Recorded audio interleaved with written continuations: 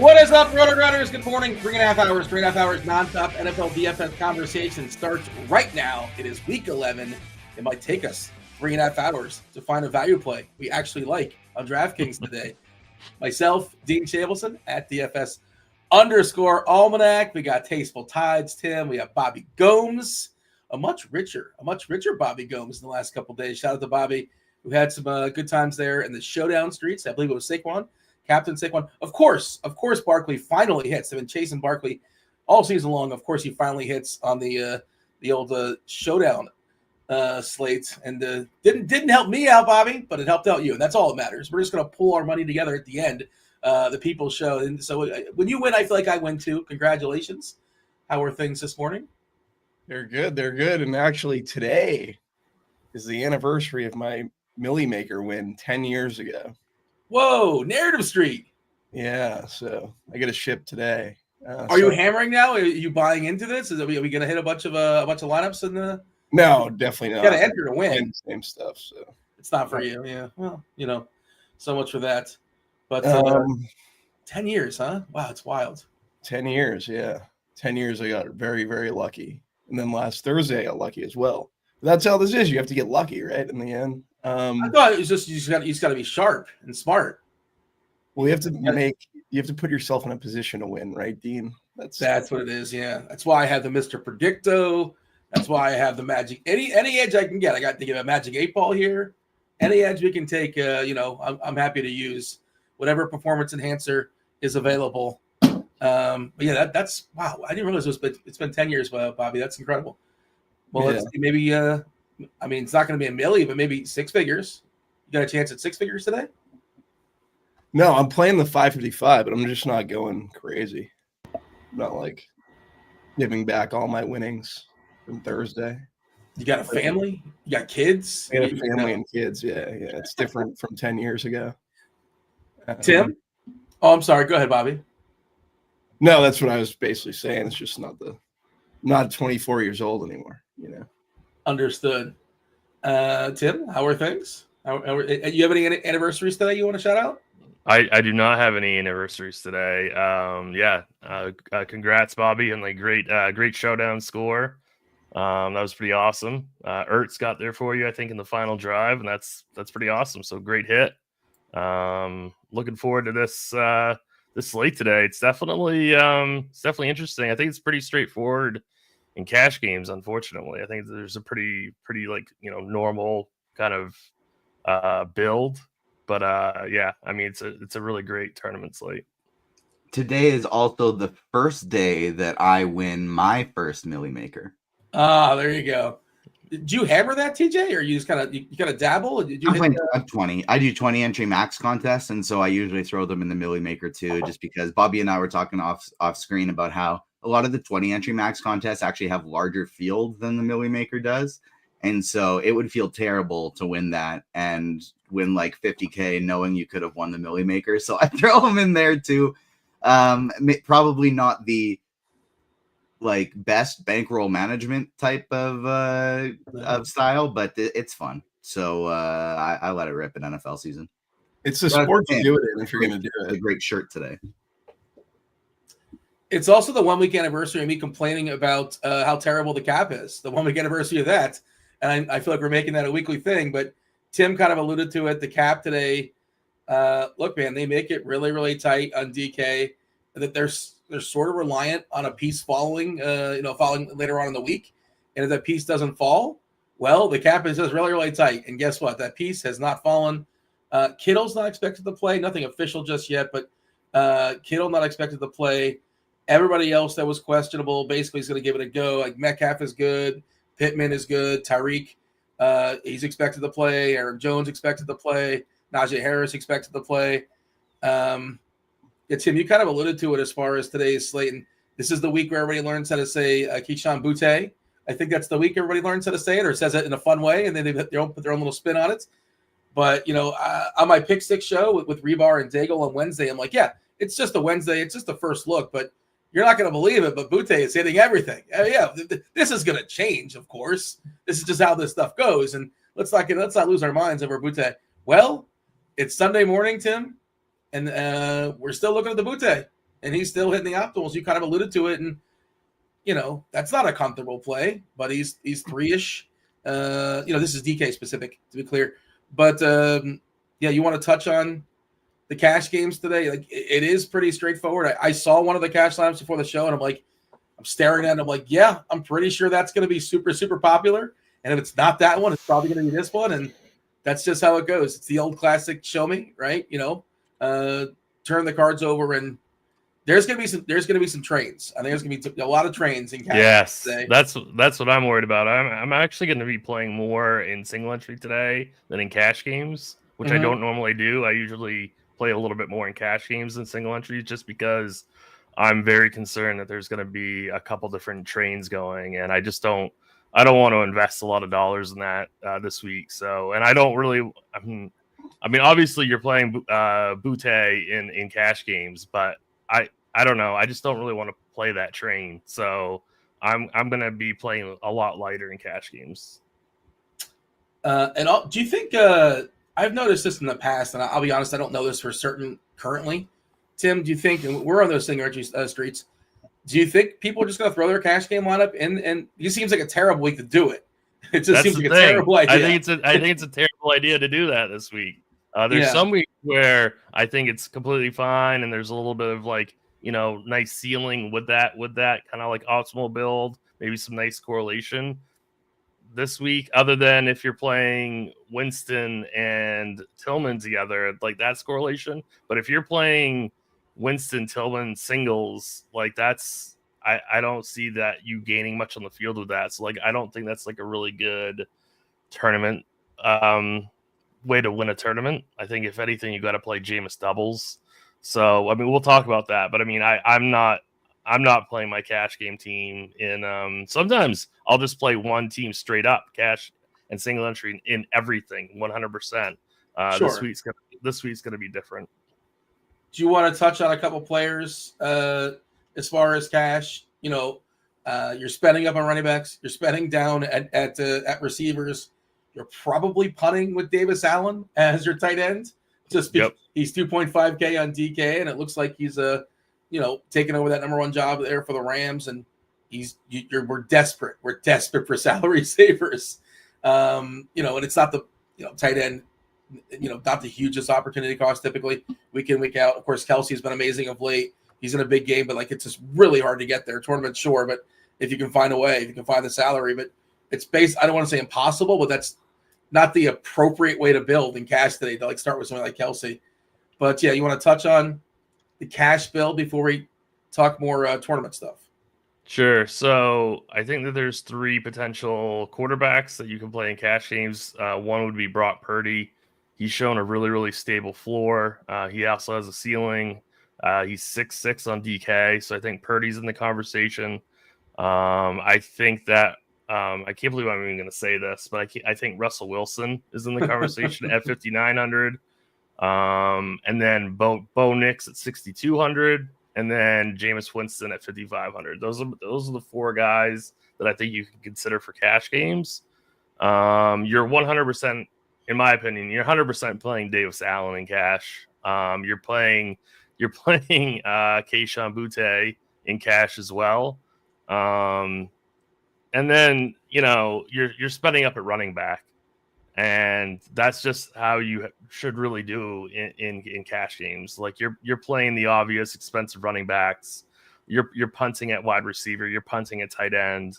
That's just what you're doing in cash today. Cash is incredibly straightforward, and I really don't like that for GPPs in single entries or large field, obviously. So that's why I'm going to take a bigger stand in single entries today than in cash games. When you said, I can't believe I'm recommending this, I thought you're saying, I can't believe I'm recommending Jameis, but it's also Russ. Yeah. No, it's Russ. Yeah, it makes sense. Russell Wilson, Russell Wilson has really surprised me so far this year. I thought he was going to be pretty much washed, but he's absolutely not. He's absolutely not washed, and he gets probably, the best, if pretty close to the best matchup possible, and he's under 6K. So I think he definitely is cash game viable, and he's certainly viable in GPPs. Yeah, shout out to Mike Tomlin for making that switch. One of the better coaches we've seen in the last 20 years or so. Probably underrated too. If you want 9 wins, they'll get you 9 wins basically every single season. One more. I want to bring Bobby in, but this is more your realm. So you're squeezing in, you're jamming in the 3 running backs: CMC, Kamara, Achane. Like that's just what we're doing. I think that's just what we're doing. Yeah. I think that's. I mean, it's very, very boring. But I think that's what you should be doing this week. I think so too. If you're playing cash games, do you have a quarterback you settled on? I think ideally, realistically, of course, you don't have the money for Allen, you don't have the money for Lamar, but I think Purdy's the one you want, right? I think Purdy's the one you want, but at what cost? And the lineup I'm staring at has Purdy in it. I think that's the best one, but have you settled? Or are you still kind of figuring it out? I'm gonna go. I think I'm gonna go Wilson or Jameis. But I mean, if you have the money, feel free to go Purdy for sure. Bobby doesn't have time to mess with the cash game streets. Doubling up your money, that's not sexy. What's the point of that? Bobby rocking the Dolphins cap, by the way. They were asking in chat. Why the Dolphins cap? No. That's not a Dolphins. That's not a Dolphins cap. Oh, well, someone in chat thought it was a Dolphins cap. I was confused. I'm like, I'm not zooming in on you, Bobby. I don't want to creep on you. But I was like, I don't think you're a Dolphins fan. You're not messing with. I mean, I don't want to be rude. I don't want to not ask you, but you're not messing with a cash game, right? Never. No cash games. I do think it's interesting the like who you're playing at quarterback and cash. Tim, you said you were leading Purdy. No, I'm leaning Russ or Jameis. Yeah, I was gonna say. I think I like Russ for the 500 more. Yeah, it's pretty close. I'm thinking about just for fun, just for old school, playing one Jameis lineup with New Orleans defense, like the classic Jameis. There you go. That's always we've seen that hit before in the past, and I know it sounds ridiculous and counterproductive, but I don't think it's completely bonkers.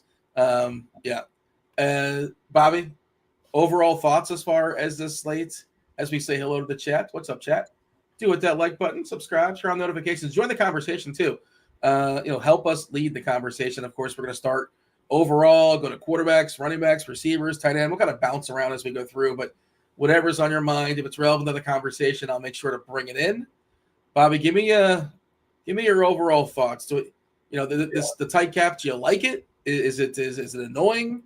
It's probably annoying hearing people complain about it. I don't mean to complain, but I guess it's by nature. It's annoying. It's just not fun. I don't really have much.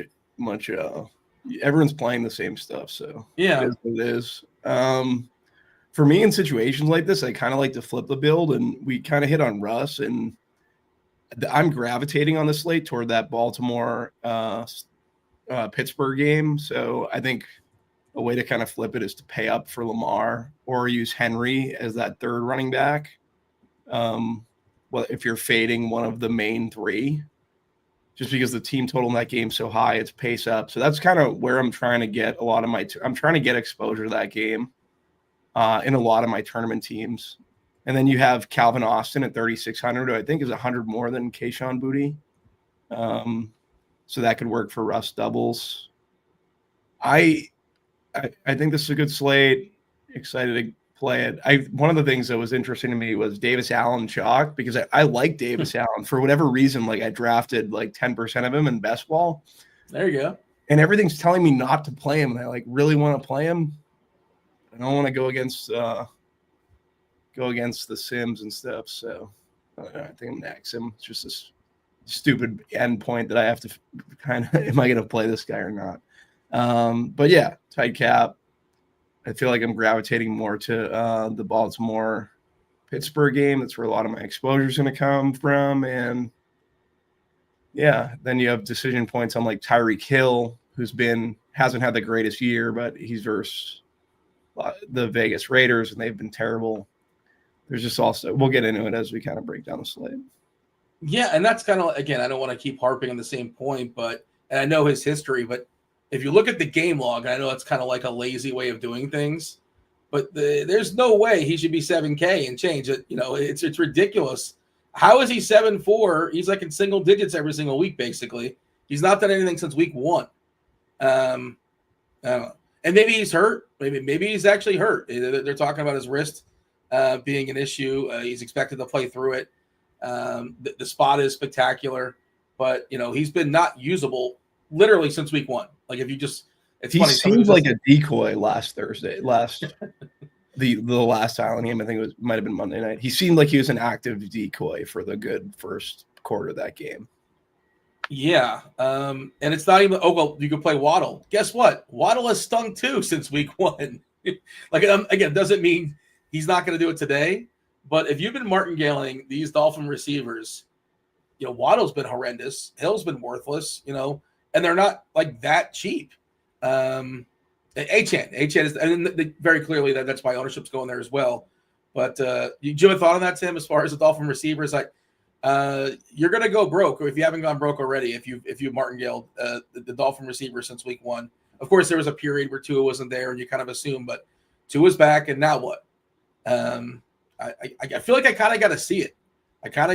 But I also don't want to be the guy that doesn't have Tyreek when he has 150 and 2 and like 2 long ones. Yeah, that I don't. When you get that, that's basically saying peace to my lineups too. I don't want that, and I've seen it too many times. Tim, you have general thoughts on the slate, and I think it's a good conversation as far as what to do with Miami, because theoretically, this is an amazing spot. Yeah, this is certainly an amazing spot. I mean, Achane is second on the team in targets, so he's essentially a wide receiver. So yeah, Hill can break off the huge plays that you might have to win tournaments today. I'm not really that high on Hill though in this matchup. I anticipate this game to be a fairly slow-paced game, so it's definitely. I'm probably not gonna be considering Hill. If people want to, get to a couple pieces here and there in a large field setting, I think that's completely fine. He's not going to come with very much ownership. But I think if I'm going to get Dolphins exposure, it's going to be through Achane. Because essentially he's their wide receiver too. He's out targeting. Why not the 1? Right. Yeah, sure. He could be the wide receiver 1 as well. So yeah. I'm very high on Achane. So I think I'm going to be off of Tyreek in this spot. I was looking for a betting line. I couldn't find it, but I was thinking, what if this wrist thing really is real? Wouldn't when the ball's in his hands, of course, he's incredibly explosive. I was trying to find a rushing prop for Tyreek Hill, basically. You figure they kind of find a way to manufacture the ball in his hands, reverses or whatever. Couldn't find one. If anybody sees one, let me know. But I think maybe I'm just galaxy braining it. I think he had a couple of carries last week too. I don't know how they happened. I don't know if it was I wouldn't think it was a straight carry. Maybe it was reverses or whatever, misdirection. He had 2 rushing attempts last week.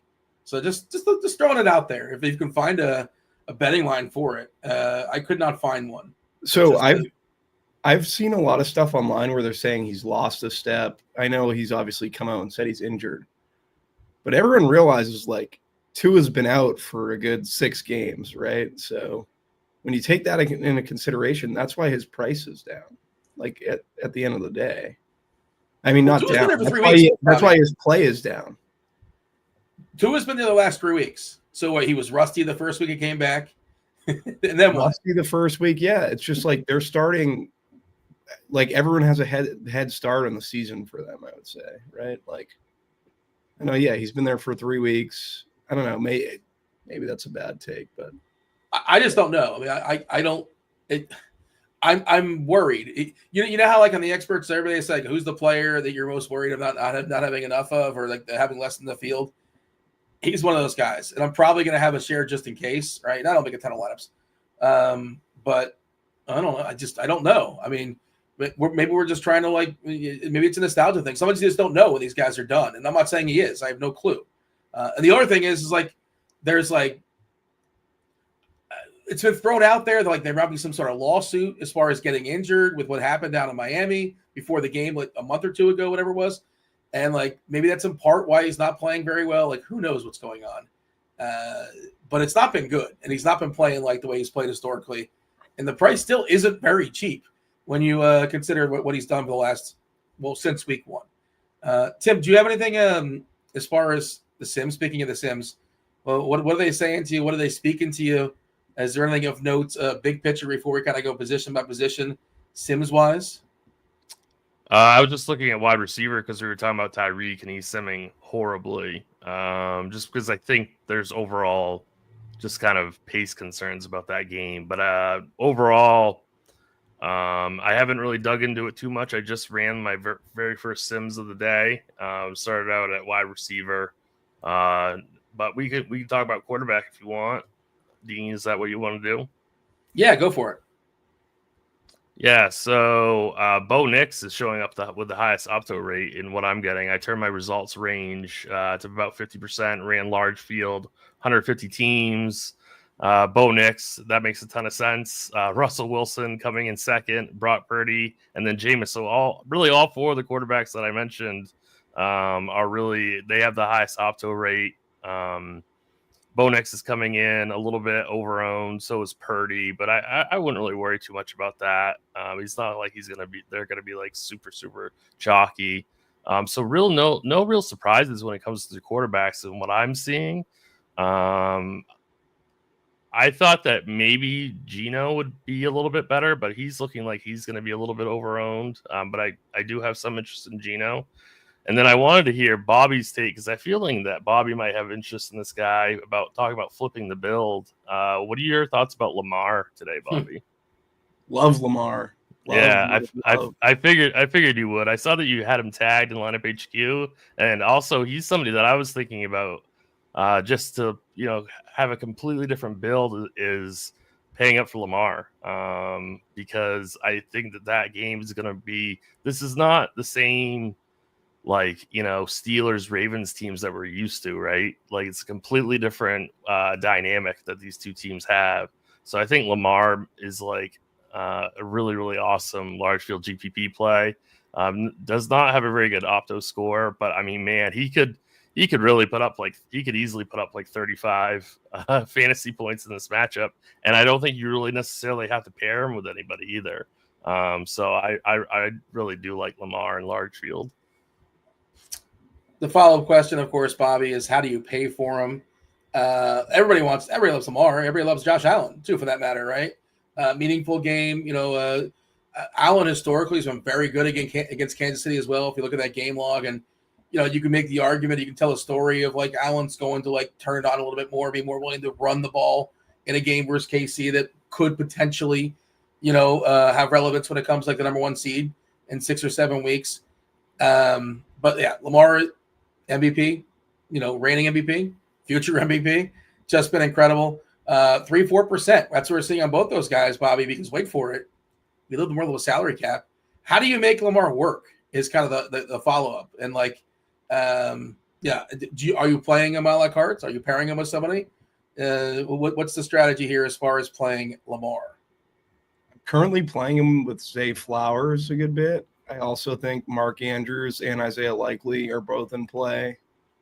So I actually think Likely is sneaky for large field GPP because Andrews is going to be in there to kind of chip block versus, I know this is a hand on the dirt take, but like TJ Watt, he's going to have to kind of come off when he comes off the line. He's going to be, but it would be likely that is not lined up on the line and is going to be outside. So if he was, I have a little bit of interest in Likely for larger field stuff, but to me, Zay Flowers is easily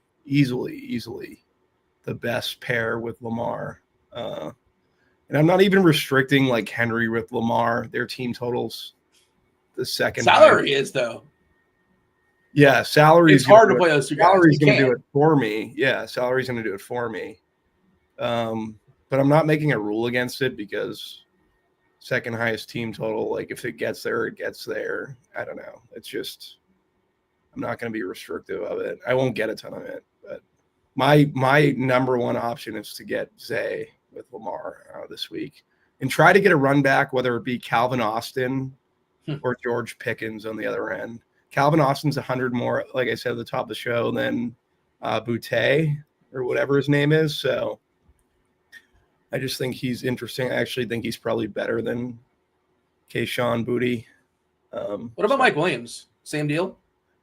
So I was talking to my dad last night, and my dad doesn't really build teams, and he brought up Mike Williams because he plays on FanDuel, and he's not really in a DFS or anything, but he was like, are you going to throw Mike Williams in your pool? And I guess in larger field stuff you could. He makes for a good it would be an ideal situation for him, and just because Russ is so adept at throwing the deep ball, and he's obviously one of those guys who can go get it. So I like the You have to kind of tell yourself a story on it, though, right? I think Williams ran, maybe 10 or 11 routes or so last week. Of course, he caught the long one, the one everybody knows, the 32-yarder. That's just what he does historically, and he probably not as good as he once was, and he's, all these injuries. But what do you really need out of him, I suppose? But you got to think he's going to run more routes this week, right? I think. It's going to come up, right? And you want to be ahead of it before it comes up. But then I still worry, is it going to be like 30%? Like, how much more is it going to come up? You know what I mean? We would want it higher than that. But for larger field stuff, I think it's fine. But he just needs one, basically, to justify it, right? Because he can catch a 50-yarder. Yeah. But yeah, he's not going to be out there every single snap. Like, we're not expecting that. I wouldn't think. I would be shocked if that happened, but I don't know if you necessarily need that. I'm running the sim stuff now, Tim. I want to see if there's anything kind of popping for us. I'm on DK specifically as far as quarterbacks, and Purdy and Nix and Winston. Those are, it's no surprise, those are our cash game quarterbacks for tournaments. You have a preference amongst this grouping. Are we getting away from this group? Yeah, we're seeing Purdy at 14%, Bo at 12%. I think Sutton's a pretty good pairing with him. Winston, you got plenty of pairings is the thing. There's many options in the dome, fast pace as well, according to Cardi and the blitz. 4 options? He's got 4 different options to throw the ball to. That's not even including the defenders. Geno Smith at 10% as well. Drake May, if you want to pair Boutte. And then there's some other options too, some cheapies. He's coming in around 8% or so.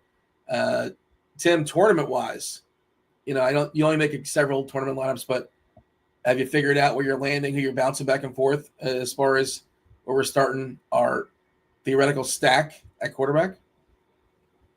I'm starting to see how Jameis doubles are rating out in Sims. And then obviously that's giving me a lot of Kamara in the bring back, which is fine. We'll talk about running backs, but I mean, this is going to be a really, really nice pace up game. So I'm currently looking at Jameis doubles right now. One quarterback that's, got a reasonable opto rate is Drake May. And I don't really want to play Drake May. So I'm going to look to maybe reduce that or just X them out completely. I'm not saying that everyone has to do that. I'm just saying, I like Russ a lot more. I like Winston a lot more. I like Geno more. Aaron Rodgers at 5,500 against the Colts, I think is somewhat interesting as well. So there's a few quarterbacks that I like more than Drake May. So I think I'm out on May. But yeah, I'm looking at Jameis doubles right now. Bobby, I was talking about Hill earlier, right? As the never again, as the martingale never again. I feel like Rodgers is kind of like the quarterback version of that. You have a Rodgers thrown out there, and I get it. I understand, but he failed last week again in a spot that looked like he was going to succeed. We know really, really tight as far as who the ball's going to, so I understand why. He's cheap. No legs, obviously, but, you're not paying for him. Is Rodgers somebody in your pool this week? That's actually, you mentioned how condensed it is, and that's one of the reasons I'm going right back to Rodgers. Because I know it's going to Wilson, I know it's going to Adams, and he's cheap, right? Also think that Jonathan Taylor is one of those running backs. If you do decide to run it back, he's one of those more expensive running backs that I think is going to get squeezed with all the ownership going up to the McCaffreys and the Achans. And I think it's a good spot for Indy. So you're adding Anthony Richardson back, which should help Taylor in some ways. So yeah, I'm playing Rodgers. I'm also playing not Mac Jones. Sorry, Drake May. Definitely not playing Mac Jones. That's just because you're a homer, though. So well, he's not playing Mac Jones. No, it's not. So I have reasoning behind it. In their Okay. 3 games, he's dropped back. I think they're like top 3 in dropbacks for quarterback. So they're actually attempting to throw the ball. And I think that's when guys like Boutte and Henry are going to be somewhat chalky. I think May is fine. And then the passing rate over expectations high for the Rams too. So I think this game has an opportunity to shoot out. So I like Puka, Kyron on the other side, stuff like that. Is that the sneaky game this week? I think you could lean into that being the sneaky game. 43 total doesn't really pop, but there's some cheap guys, at least on the New England side.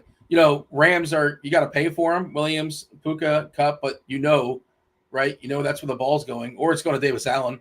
It's probably not going to Colby Parkinson because he's basically lost his job at Davis Allen for the foreseeable future. I think it's what happened earlier, to be honest. I think Davis Allen's actually good. I keep saying that, but maybe you could pair Stafford with Allen and one. I like Stafford. I think Stafford's super sneaky. Stafford to Puka, Kyron, run back, Boutte, or whatever his name is. I think Stafford's a good play. I'll be playing Stafford too. I'll be playing both quarterbacks in that game. So I don't make a lot of lineups, right? And I hand build. I think one of my general ideas, and you guys tell me, we have a 30.5 total in Detroit, right? 30.5. That's a lot of points. It's a lot of numbers. And the tricky part is, you don't, the way they cut up the running back stuff, you don't really know what Gibbs and Montgomery. They're both great. They would be much better if the other one didn't exist. Amon-Ra has just been good, but not great. Consistently good, but not great. And really not putting up a usable score that makes you excited to have rostered him. I think maybe once this year, maybe once. He's another guy just super expensive. He's steady. Game log stuff, 19, 18, 8, 28, 20, nothing higher than 28. If I told you 28 points today for Amon-Ra, nothing more, nothing less, you're probably not playing him. It's not terrible. It's not ruining your lineup, but I'm probably not doing that, right? So, not once this season has he basically put up a score like you needed. But Detroit is playing Jacksonville, and they're going to put up 5 touchdowns on them. I'm thinking about what might it be different today. You guys tell me. Yeah, Bobby, you're both of you guys tournament stuff. I dabble. I'm just going to play a Lion in every single team, and just sort of hope one of these guys gets 2 touchdowns. Montgomery's not really going to be played. Gibbs is not really going to get played. I wish Jameson was a little bit cheaper, but he certainly has the ability to break a long one. I don't know what to do with the tight end situation. Brock Wright, Zylstra. Am I messing with these guys? How is Wright 3-3, by the way? Are you serious? How is he not 2-5? What justified him to be 3-3? How did they know? I think there's a very sneaky run back in that game that no one is going to play, and he's Evan Ingram. Actually, a very good play. No, Brian Thomas. Nobody's playing Brian Thomas. Nobody's playing him, and that's we've been talking about attacking Detroit deep pretty much all year. Not that everyone understands. I think the narrative is Mac Jones stinks, and we're not. But you're getting a number 1 receiver, at no ownership, against a horrible pass defense, and with a 30-point team total. We like Detroit. I love both Detroit running backs. I think J-Mo is super interesting. You're taking Laporta out there. There's Amon-Ra, who's in a fantastic matchup in the slot. Obviously, Jared Goff isn't going to be played. You could play Goff with the pass catchers, but I think the way to play it is to play the Detroit running backs and then run it back with Brian Thomas. Did you say Detroit has a terrible pass defense? My hand's not in the dirt like your hand is in the dirt, but I feel like we've been attacking them pretty much all year, correct? Again, I'm not hand in the dirt guy on this stuff, but Vanek likes Mac Jones, and look at that. Vanek likes. I don't know if you read his article. TJ's throwing up on the screen talking about Mac and Thomas and Ingram and Gibbs and J-Mo. Yeah, that is I'm interested in 3 out of the 5 guys in this article.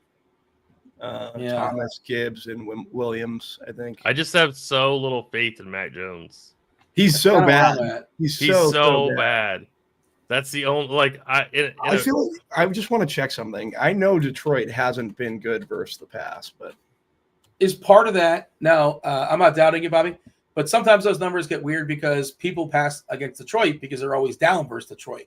So you're just more likely to accumulate more passing yards. Now, is that what we're pointing at, or you're talking about something else that shows that it's not just that? Because I genuinely don't know, because I think of them as a pretty good defense. I know they lost Hutchinson, but I could be wrong. My hand is not in the dirt like yours is. Hold on. Now I can't find it. Rhino in chat says outside wide receivers eat versus Detroit's. Yeah.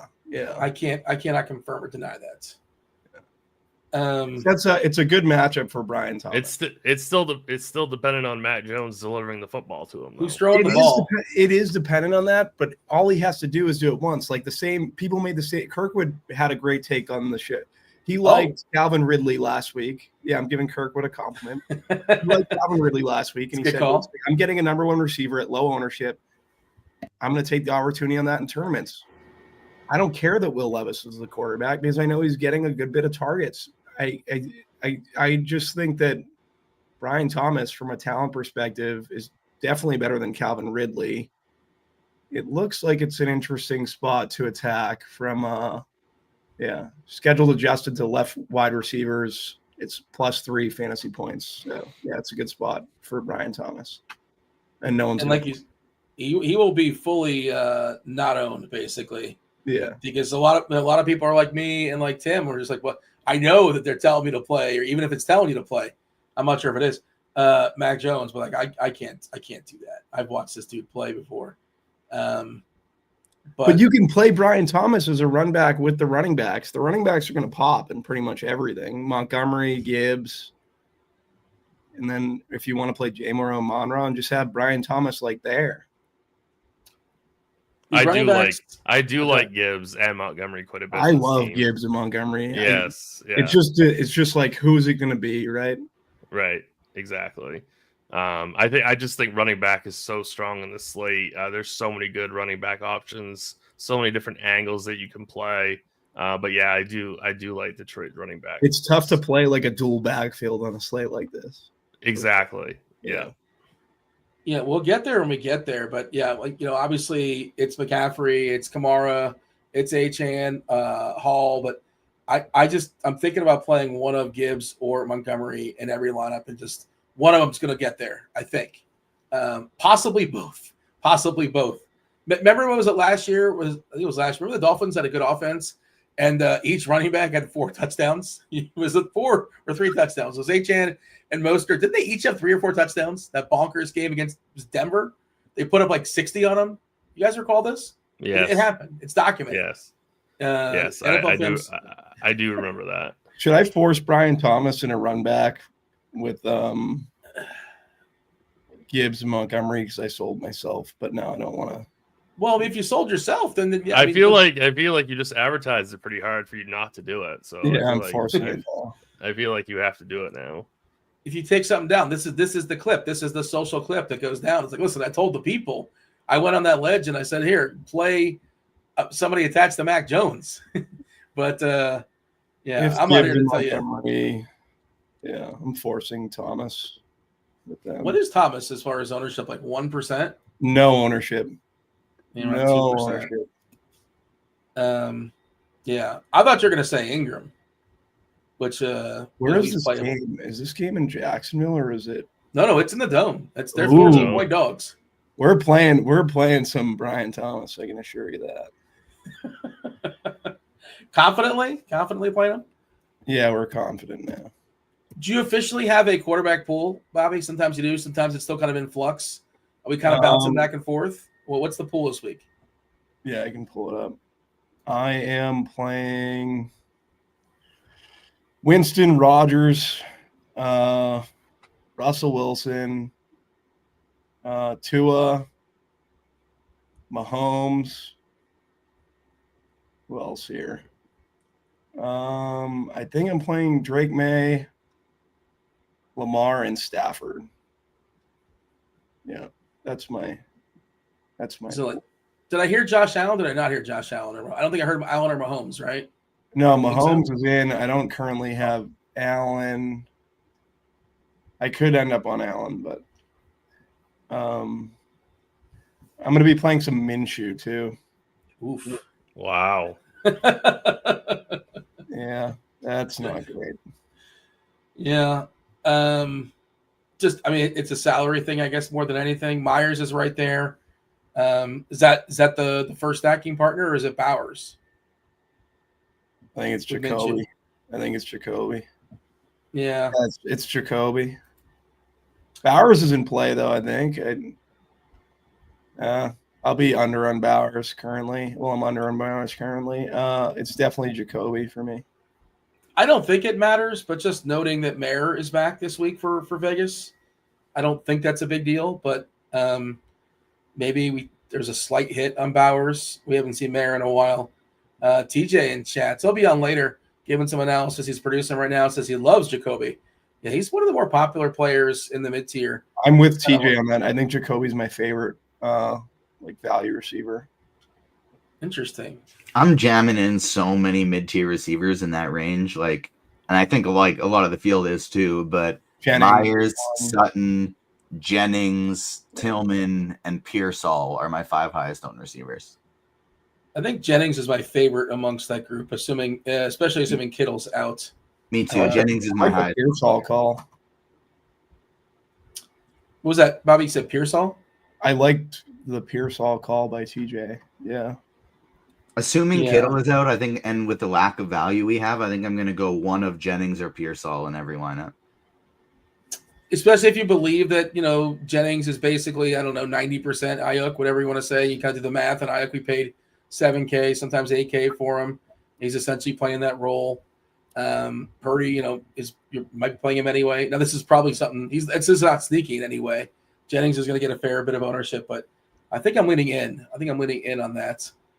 Let's see. Is there any other quarterbacks that are being thrown out in chat that the people want us to talk about? I've seen some talk about Anthony Richardson. Yeah, we should acknowledge that. Yeah, we kind of mentioned him in passing.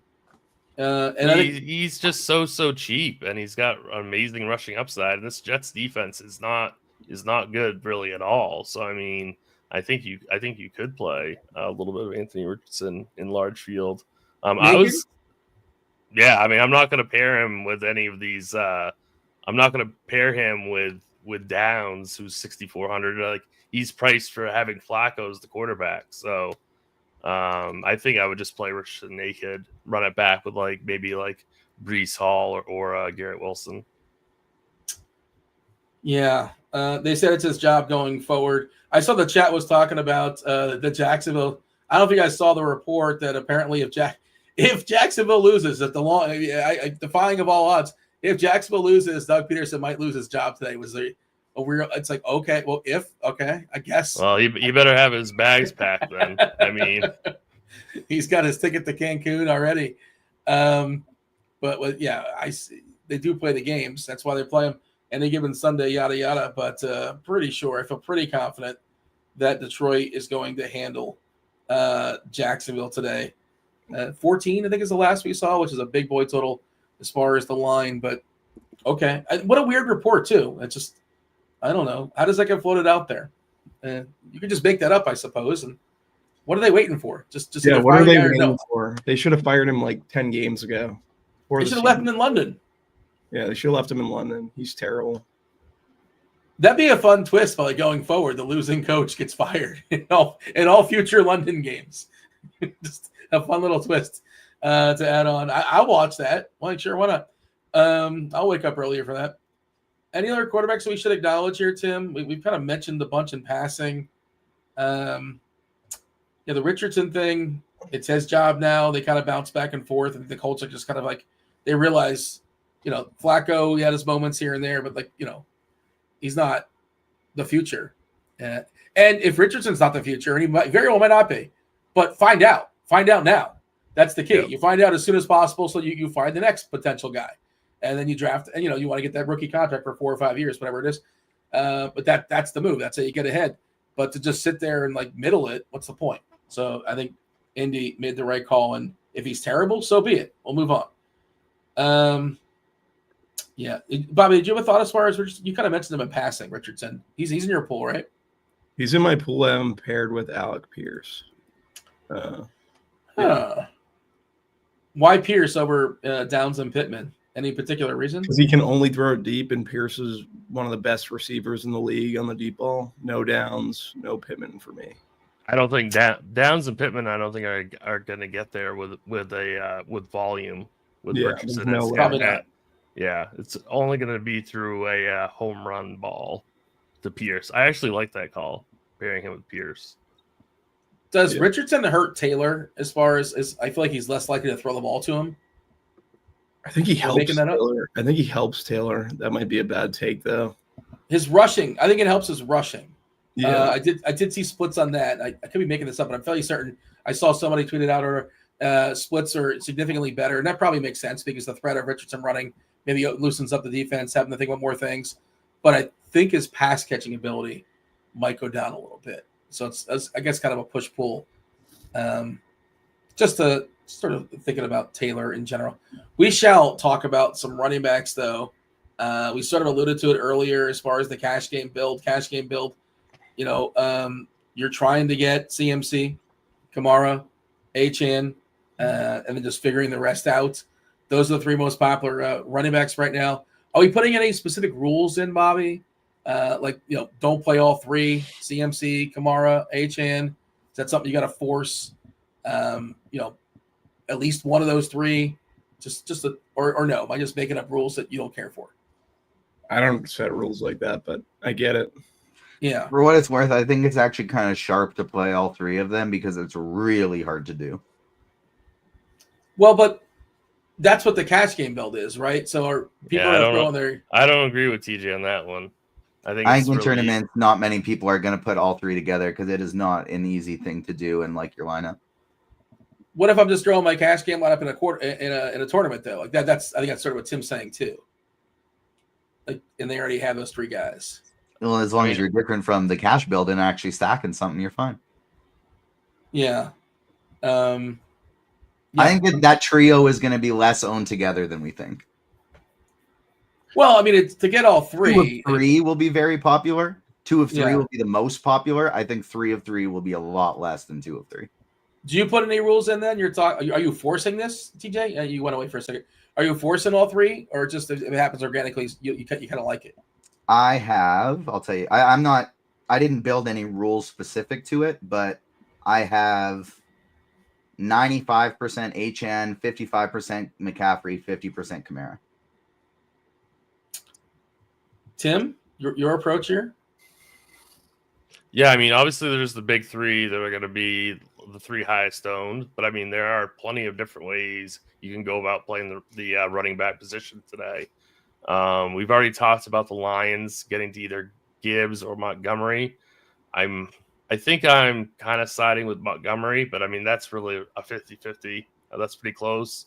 I really want to know what TJ's opinion is, what Bobby's opinion is, what Dean's opinion is on Audric Estime. I think he's going to be, I mean, he's projected to be, I think, the 7th or 8th highest owned running back. He's 4,500. He kind of is a different, like if you're thinking about going like 2 tight ends, well, you can also go 3 running backs and just have Estime in there for 4,500. I'm really considering rostering him. I'm not 100% doing that, but I am considering doing that single entry just because he's so cheap, and he should get probably around, let's say, 65% of the rushes. So what do you guys think on him? In a vacuum earlier in the week, I was considering him, but I'm not getting to any of him now just because I didn't find myself in the 4,500 range very often. And when I did, like, if I don't have Kamara in that lineup, I would much rather go Taysom Hill than Audric Estime in that spot. And then for $400 more, I would much rather play Pearsall. So I've been lowering, like, anytime I find myself in that mid 4K range, I've been trying to, like, lower my defense or lower something else so that I can get up to Ricky Pearsall. Yeah, positive coach speak. The tricky part is, for me, is like, you know, super dependent upon game script. They have to be ahead or tied, basically.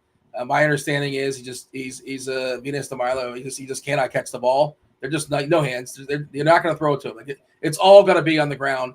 He's super dependent on touchdowns, like more so than like anybody else. Of course, again, the big selling point is the price. He's 4.5.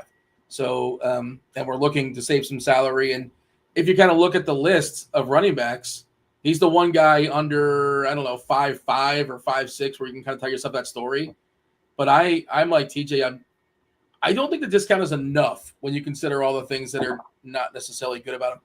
I guess he can run for 70 and get in the box and give you like 13 or 14 points, which I think could be fine. And you got to compare him against other receivers basically in the area and other tight ends in the area. I don't think you necessarily compare him against other running backs because there's really nobody else in that conversation. But Bobby, I'm curious what your thoughts are because I just wish he's a little bit cheaper and I wish he can catch the ball. Like no chance to catch the ball, like none. What is that? I can't play a guy with 0 hands on DK. Like if Dean has better hands than this guy that we're running out there at running back. By the way, how do you make the NFL and you can't catch? It doesn't make any sense. I don't understand that. It boggles my mind. It doesn't make any sense. I'm sure he can catch the ball. I've been blessed with great hands, Dean. So like I know if they're throwing me a pass. You've got great hands and you run a great 40 time. Yeah, how are you not in the league? How did you not make Where'd you go wrong? Why were you a DB and not a receiver? It's not that great. It's faster than Jake Bobo. Jake Bobo runs a horrible 40 time. But he's in the league. His hands must be immaculate. His hands must. Hey, he would have route running. Is there route running wrong? Is that the problem? It might have been my route running. Yeah, right. Continue. We derailed the conversation, but I'm similar to you in that I don't know how it's possible, and I'm sure he can catch the ball. Like he has to. I haven't seen it documented, but I imagine he has the ability to catch a football. But it is just weird that that's just not a part of his game. It's very weird. We can't play that guy.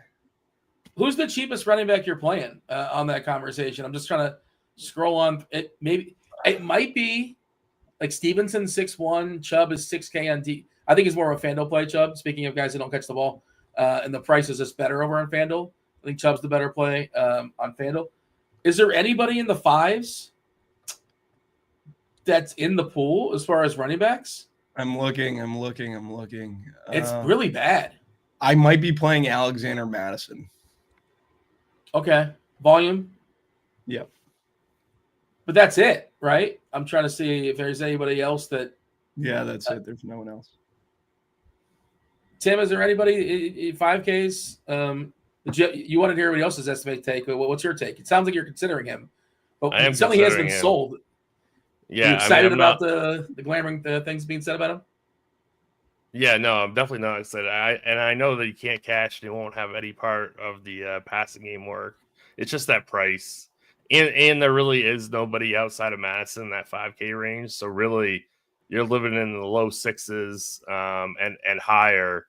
I guess Nick Chubb is 6K. I mean, Nick Chubb is a really, really strong GPP play, in my opinion, because it gets you away from the Jameis chalk. So I think Nick Chubb, he's got a really nice positive leverage score as well. So, I mean, he's 6K, but really, there's really no quote value running back. So I think if you're looking to maybe get different, you could play Estime at 4,500. I guess, I don't know. So it's just tough because I'm looking at double tight end teams and seeing if Estime in that second tight end spot, in that flex spot, would sim better than a two tight end build. That's the only reason why I've been considering him. Does it bother you that Chubb is fully stunk so far? Like you're mentioning Chubb, he's been terrible, and he doesn't catch the ball either. And he's the guy that traditionally has that burst where he can break a 70-yarder. And I'm not saying he can't do it. I'm just saying we haven't seen it, and he's coming off a serious injury. I totally understand that there's some really, really solid reasons to be bearish on him. But this matchup is really, really good. And it's not like they're not giving him the ball. So they're clearly using him. And so, I mean, if Chubb can get 20 rush attempts, I don't see a reason why you couldn't potentially be a GPP winner. 6K in this matchup to me is a really, really good price tag. Does he look like he's lost a step, Chubb, or does he? I haven't watched any Cleveland Browns. I haven't been grinding the tape, but the little that I've seen of him, it's not. But by the way, we could say the same thing about CMC. It's a small sample, but you guys see CMC last week? Wasn't great. Wasn't very good. The volume is there. We love the volume, attached to a good offense and all that, but he didn't look very good. He didn't really have a chance, like kind of, in the open field to really show what he can do. But again, I'm not freaking out about it. I assume he's basically there. Chubb also coming off a bye, maybe an extra week to rest. So maybe he's got a little bit more juice this week. Who knows? We'll see. But did anybody care that CMC looked bad last week? Are we talking about that at all? A guy I've heard nobody talk about, like, by the way, didn't look good. Just the guy on the couch analysis. I'm not saying it's not going to happen. Rusty. I think it's a reason to prefer Achane to CMC. Like if you're between the two. You're poking holes. Yeah. Can you rank those three? Since we kind of brought it up, right? CMC, Kamara, and Achane. And Achane significantly cheaper as well. But you want to rank those three as far as priority, Bobby? Achane, McCaffrey, Kamara. Tim, anything different? No, I'd rank them the same as Bobby. Who's the guy that's going to break those three, Tim? Like, is it going to be Henry? You never really know when that week comes, but like when it comes, you really want some, and nobody's playing him. Williams for the Rams, he just hasn't quite got there with touchdowns of late. We saw Bijan get there with touchdowns last time. I think he was the best player on the slate last week, if I'm not mistaken. It was interesting if you're watching the old red zone. They went 3 straight plays with the backup, and then 4th and goal. They said, screw it. Well, we have Bijan? Yeah, let's throw him in there. He just like walks in. Breece Hall. I maintain that it's going to be one of the Detroit guys. I think it's going to be one of the Detroit guys. Gibbs is kind of more the home run hitter, the ceiling guy. Montgomery's more the, he can get 3 touchdowns and 80 yards, more the goal line guy traditionally. I think that's what I'm doing. It's just playing, hopefully one of those Detroit guys, it's gets 80% of the fantasy points in that backfield. Tim, but who do you have? Who's going to be the guy they're all good, right? But to CMC, Kamara, Achane, I understand why they're the most popular. Who's most likely to join that group? Maybe like be the top running back the entire week. I would have to agree with you. It would be one of the Detroit guys. I also love Breece Hall a lot in this matchup. So I think he could be it. We're hearing some chatter about Kenneth Walker. I think he would be an interesting play. I mean, opportunity cost at running back is just is sky high. There's a lot of different ways you can go about playing running back in the spot. I think I'd lean. I'm just going to make a stand and say it's going to be David Montgomery. Rob says, aren't we supposed to play Henry in cash when popular? Well, he's not popular today. Henry's not going to get played today. Yeah. And then GPP when not. Okay, yeah. Okay, I see what he's saying. Yeah, I think you're supposed to, and this is kind of a Bobby question, probably get over the field on Henry, and it's probably not that hard to get over the field on Henry. Where do we currently have him? I think you get over the field on Henry. He might be like under 5%, so it's a good spot. I'm refreshing now as far as our lineup HQ, and let's see. We got Henry at – why can't I find him? 2-3%. That's why I can't. Last I saw he was 2.5%. It's not hard. It's not hard to get over the field. Not hard. And you're playing the same build. You're just adding Henry, right? Like I think that's instead of one of the main guys. So it's definitely interesting for GPPs. I will say I like the take you guys have with the Detroit running backs. They would be my favorite. Chubb and Taylor right behind them. Like Tim made a great point on Chubb. He's like such a great leverage play on the slate, especially if he if he has one of those signature Nick Chubb runs that we've seen in the past. It really opened my eyes to Chubb. I'm going to try to boost my exposure a little bit. And then Taylor, he looks great. Like he looks great. He just gets basically every touch. Yeah, gets every touch. And you're just basically paying at that. You're paying, I don't know, slightly less than McCaffrey or Kamara. And you're getting Taylor at basically under 10% ownership. Like I think it's an interesting way to build. Mr. Gerg saying Mostert's going to vulture 2 touchdowns today. Well, the key to vulturing is you got to be on the field and you got to get the ball, and he hasn't been doing that of late. I'm not saying it's not going to happen, but he fumbled. He just went away. He had 0 carries last week. He did get a couple receptions, but yeah, I don't look. I'm not saying it's not going to happen, but I think it's less likely to happen than it's been in weeks past. Stevenson getting thrown out there, Bobby. This is your wheelhouse with New England. He's another guy that, like, you know, a lot of the backfield has there. How do you feel about Ramonde? Yeah, he's probably my favorite Patriot, followed by Henry, followed by Boutte. From the skill position players, like I said at the top, I think Drake May is playable. But I like that game for game stacks. So Stevenson's definitely my player pool. He just falls behind guys like Chubb and Taylor and the Detroit running backs for me. Tim, what are the Sims saying? SimLabs, what are they saying as far as I'm running it right now? I assume you have it in front of you as well. Running backs, anybody that's going to be over-owned distinctly, anybody under-owned. Let's see, 742 was our last update. I know a lot of news is not broken the last 3 hours, but we'll get, you know, a new batch at some point with the ownership and all that kind of stuff. But this is what we have as of right now. We're still 2.5 hours away from kickoff.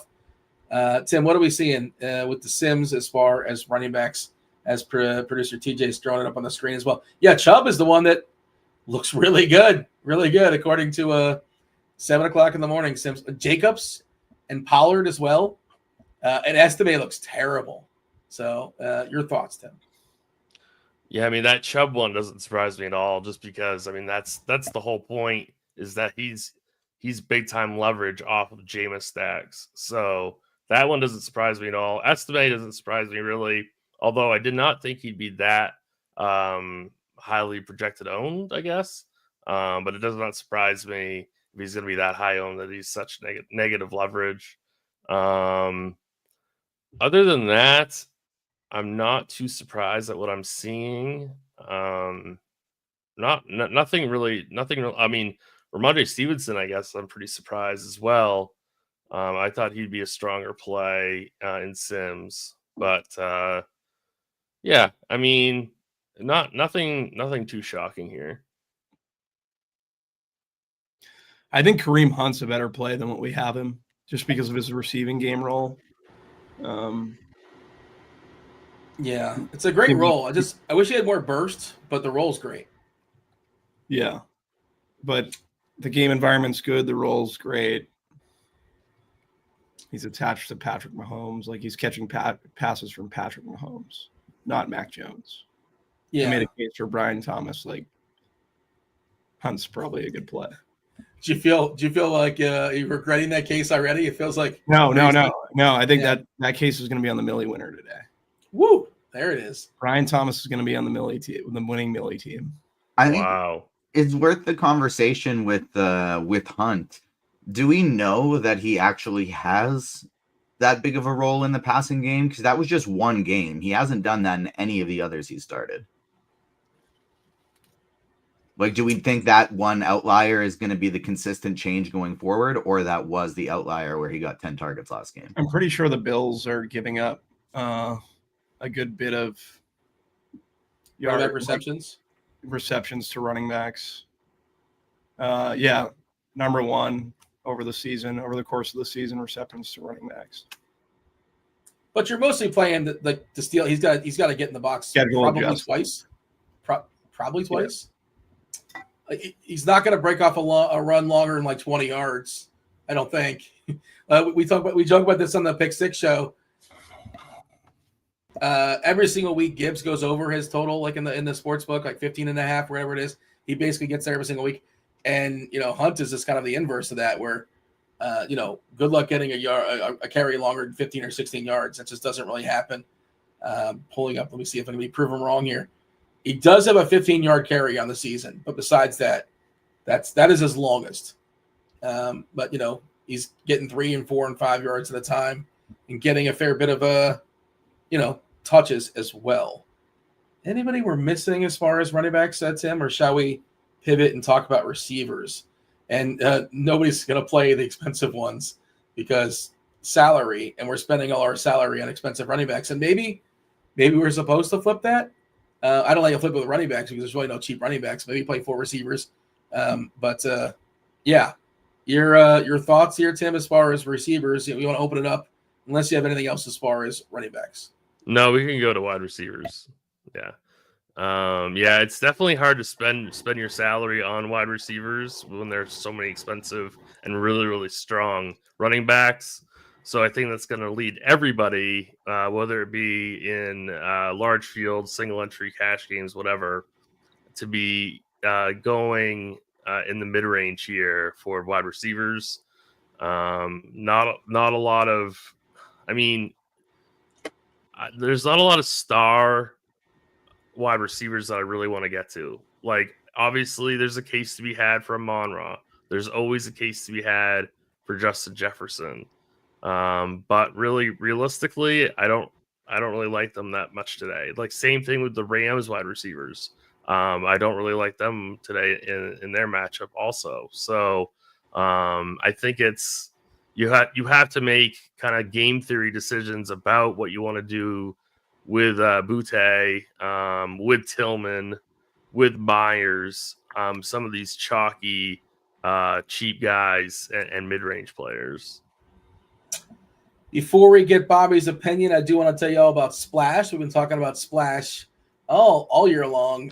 So sure, you've heard plenty about Splash, fastest growing peer-to-peer gaming platform, United States and Canada. We have an exclusive offer for those that have signed up and tried their newest quick pick games. You've seen it similar to their DFS pick'em stuff. You pick 2, you pick 3, you pick 4, you choose more, you choose less.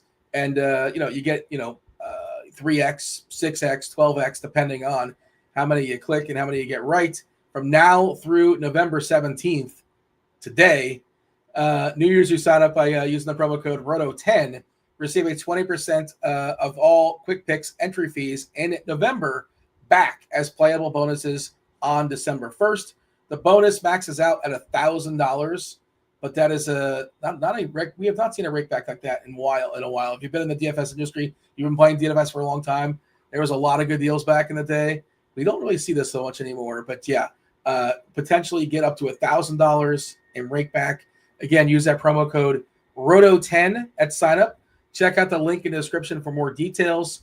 Also want to mention, speaking of the description and the link, we join us for the RG League.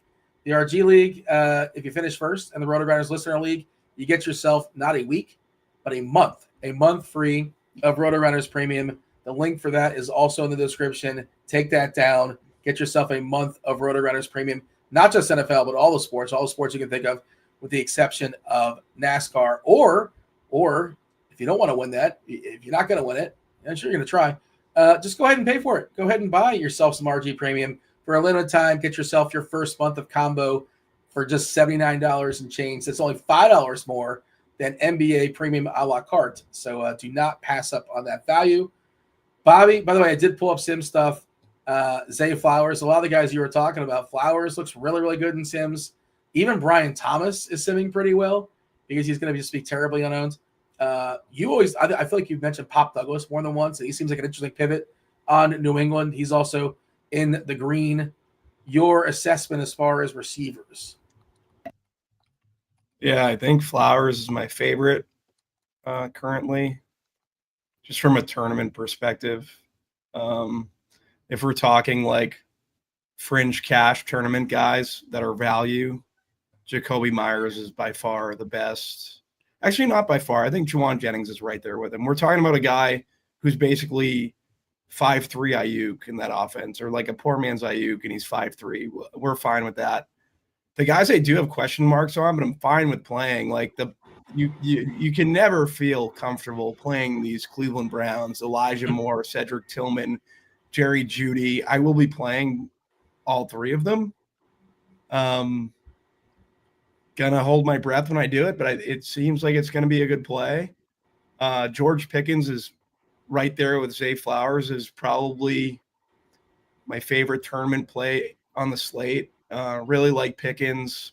Puka Nacua is another one that I think I'm going to be well over the field on. Kayshon Boutte, what to do with him? Probably be under the field on Boutte, to be perfectly honest. Ricky, do you have a direct pivot down there? We've kind of mentioned a couple. Yeah, Who's your I think favorite? Calvin Austin's a direct pivot for 100 more in that pace-up game. I really like TJ's call of Ricky Pearsall. TJ's always sharp, so we can. I think we can take that one, and we can definitely get over on him. Cortland Sutton's another one that I'm trying to figure out. I just don't really know. I feel like he's been great. When does that come to an end? I feel like a lot of the field's going to be playing Bo Nix. I don't know how much Bo Nix I'll have. But if you are playing Sutton, I wouldn't be worried about AJ Terrell at this point. I think a lone guy that a lot of people are going to overlook in the same range as Pearsall is Rashad Bateman, 4,600. Like I said, I like all parts of the Baltimore Pittsburgh game, so I'm fine with that. Trying to think of other guys. Tyreek The Bateman Hill. thing, by the way, Coach Speak suggested. I know some people want Deontay Johnson to get his revenge game, but Coach Speak suggests that Bateman is clearly ahead of Johnson.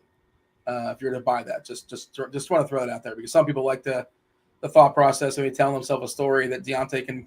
And I think he even said he was excited about playing him against Pittsburgh, but Tomlin was like he's just another guy. So in terms of Deontay, to me, I think Bateman's actually good at football. We just haven't seen it because Lamar hasn't been as adept as getting through his progressions as he is this year. I feel like he's been much better at kind of getting through and as a thrower. So I'm fine with Bateman too. Bobby, there's a comment in chat. Joe is asking Van Jefferson. Are we getting too cute at trying the cheapies? Is Van Jefferson better than Austin? We're talking about one play probably. That they could answer that question, but I think Jefferson is behind Austin. I'm pretty sure he is, but he's the pivot off the pivot, I suppose. I think the pivot off the pivot is your play, Mike Williams, that you talked about, I think, prior to the show. Yeah. I would love to get the Pickens. He's just $7K, and I'm not saying I won't play him, but he was a tick cheaper. And I also want to mention that the Sutton thing, ever since he had that game where he had 0 targets against New Orleans, he's had 30 in his last 3 games, no less than 9. So he's been heavily involved, and it feels like Nix is just getting better. I know there's some people out there saying he's getting lucky and whatever. He's a rookie, kind of figuring stuff out. You think Sutton pulled Bo Nix aside in the locker room and was like, throw me the. He probably should have, or maybe Sean Payton. Yeah. But why wouldn't you throw him the ball? You're in a lot of trouble. Tim, what do you got as far as receivers? What are you seeing? Yeah, I mean, obviously we're the booty question is the biggest question really on the entire slate. I think I'm gonna fade him in single entry and just go a little bit more balanced. The one that I can't really figure out if I want to fade or not is Cedric Tillman, just because I like that game environment, so I may eat that chalk. I like Bobby's take on Jawan Jennings. I like him quite a bit. I like the Pearsall call. You can play those Purdy doubles if you don't play Debo. You play Purdy doubles relatively affordably, so I think that's kind of interesting. Don't know if I like Hopkins as this chalky. So I'm probably gonna stay away from him. How chalky is he? I didn't think he was very chalky. Yeah, I didn't think he would be either, but we have him at 18%. Okay. Yeah, that's the 4th highest projected own wide receiver. So I think same thing with Khalil Shakir. He's projecting for 15%. He's 6,300. I'm not really crazy about him either. I'm totally on board with Myers. I think that he's a fine play at 5,600. I think Garrett Wilson is a pretty interesting tournament play. Like Bobby said earlier, we know where Rodgers is going to be throwing the ball, so I do like Wilson quite a bit. I don't mind Elijah Moore as a pivot away from Tillman or as part of a Jameis double. Yeah, so I'm likely going to be just living in this probably like this 4 to 6K range in wide receiver today. The Bills thing is weird. I saw somebody asking about the Bills. We're expecting. I don't think it's official, right? With Cooper, we're expecting Cooper to play, possibly with a cast on his hand. But we haven't seen a Bills receiver get loose like all season long. There was one game where Shakir did break 20, I believe, but otherwise it just has not happened. If I play Allen and pair him with somebody, it's probably going to be Dawson Knox, which we'll get to. That's probably going to be the guy. I mean, Shakir doesn't run these routes where he's, going to break long ones unless, somehow shakes a defender or something like that. I'm not really frightened of not having Shakir. He's the classic. He's like the Wan'Dale Robinson to some degree, right? As far as the A-dot stuff. Again, that I hear Rich and Daigle in my ear, like these just not players you want in tournaments because, of course, I guess he can get in the box twice, but that's basically his only route. And he's not really cheap, right? He's 6'3", Shakir. He's probably going to catch 5 or 6 balls, but is that enough? I don't know. Anybody else of note? I'm trying to see if the chat has. Yeah, they're asking about Curtis and Hollins right now, and they're cheap enough where they don't have to put up 20 necessarily, but I don't think you feel good about that stuff. Bobby, you have a take as far as the Bills receivers. I'm essentially, I think I'm off them. You can't play those. I don't think you can play those cheap Buffalo guys, can you? Well, I mean, I think Knox you can play for sure. I like. Yeah, Knox. But I'm talking about yes. that. I'm talking about Curtis and Hollins. I would. Yes. Yeah, I mean, Hollins is not a volume guy. Every once in a while, he'll catch a long one. I think he's got a couple of touchdowns this year too. He caught a long one on a big scramble play last week. If you're watching, one of the better plays you've seen Josh Allen make. It was considered a broken play where he caught like a 30 or 40 yarder, but that wasn't the plan. Samuel just feels like fully dusty. There's your mush play. You mentioned best ball stuff, Bobby. I think I had way too much Curtis Samuel when I was believing earlier in the year. You're fine. It's not a mush play. I had seen him yesterday in Sims looking better, but today's back down. You're fine. You're good. The Cleveland thing is really interesting that Tim brought up, and Judy's more expensive than Tillman. It's like in Tillman we think, right? Like it's widely just accepted that Tillman's better, but ownership is a thing, and that's a wild pivot. If you have the sack, so let me just put Judy in there instead of Tillman. Moore is fine. Yeah, I don't really know how to. Best. I think Moore's the best. As far as like all things included, or I think he's like the best receiver, raw skills and all that kind of stuff. No, it's a slot funnel, and he's going to get the majority out of the slot versus the Saints. So I think he's the best. It would go him, Tillman, and then Judy for me. Yeah, and then you can play Njoku as well, and they're all like pretty. I guess Njoku's expensive considering his position. Anything else we should focus on? Anything else we should? JMO, any JMO for you, Bobby? He's another guy who hasn't done anything, but he's still not, one or two plays. This is the spot, right? It's the Jags. You can choose your own adventure against Jacksonville, score however you want. And you want to tell yourself the story that they got to get this, Goff off the schneid, 5 interceptions last week. I just think that Detroit's scoring 5 touchdowns, and sometimes they score their 5 touchdowns in 5 different ways. And one time it's an offensive lineman, and it's Gibbs, it's Montgomery, it's Amon-Ra, it's Williams, some random tight end you never heard of, and like nobody really fully gets there, even though you put up 35. But I'm not sure. I'm talking about the whole show being over on Gibbs, being over on Montgomery. JMO will probably hit some lineups. Did you have a thought there, Bobby? I'm sorry. I think you started talking and then I cut you off. JMO, what do you got? Yeah, I think he's a good play. I just prefer the running backs for Detroit, and I think I prefer Amon-Ra, but I will have him in my player pool because for the case, everything that you just said, like he's a really good tournament play. So I'm fine with Jameson Williams. All right. We got tournament final takes coming in about 10 minutes or so, and Erik and Neil will be jumping on. Got to knock out some tight ends. Tim, give me the tight end rundown. Yeah, so we first got to talk about Davis Allen. He's min-priced.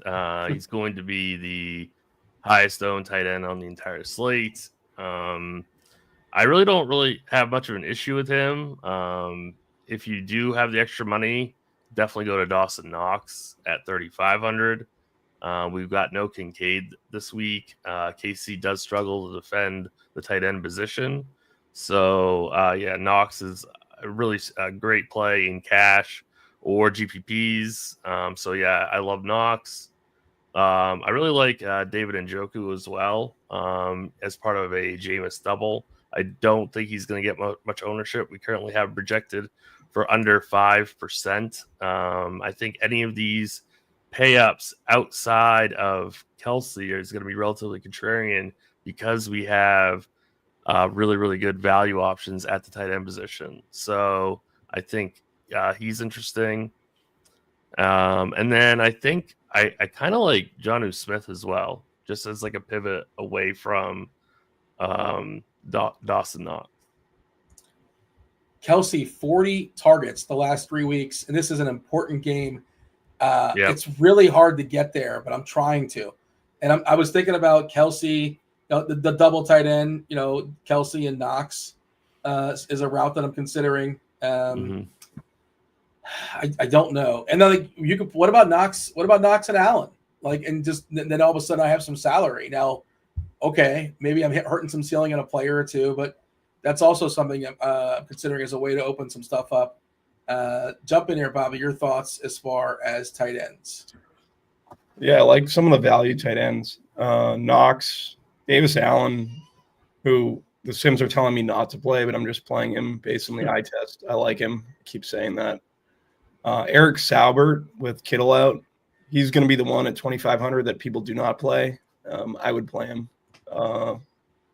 have him in my player pool. I'm not going out of my way, but he's definitely going to be there. David Njoku, I think he's leveraged off the other pass catchers. Issue is Jameis isn't throwing to him. He's throwing to the receivers, but he's like Nick Chubb. He's leveraged off those guys who are going to be very chalky. I think all the Cleveland guys might just be good plays today. And it's just a matter of who gets there. You might be faster than Saubert, by the way. I know you like to talk about how fast you are compared to other players. How you might actually be faster than Saubert. How fast is he? I pulled up his player profile. He's 30 years old, is comparable as Ed Dixon. He's 5 years younger than me. 4.74. He said they say he ran a 4.74 40. Okay, so I thought he was slower than that. Yeah.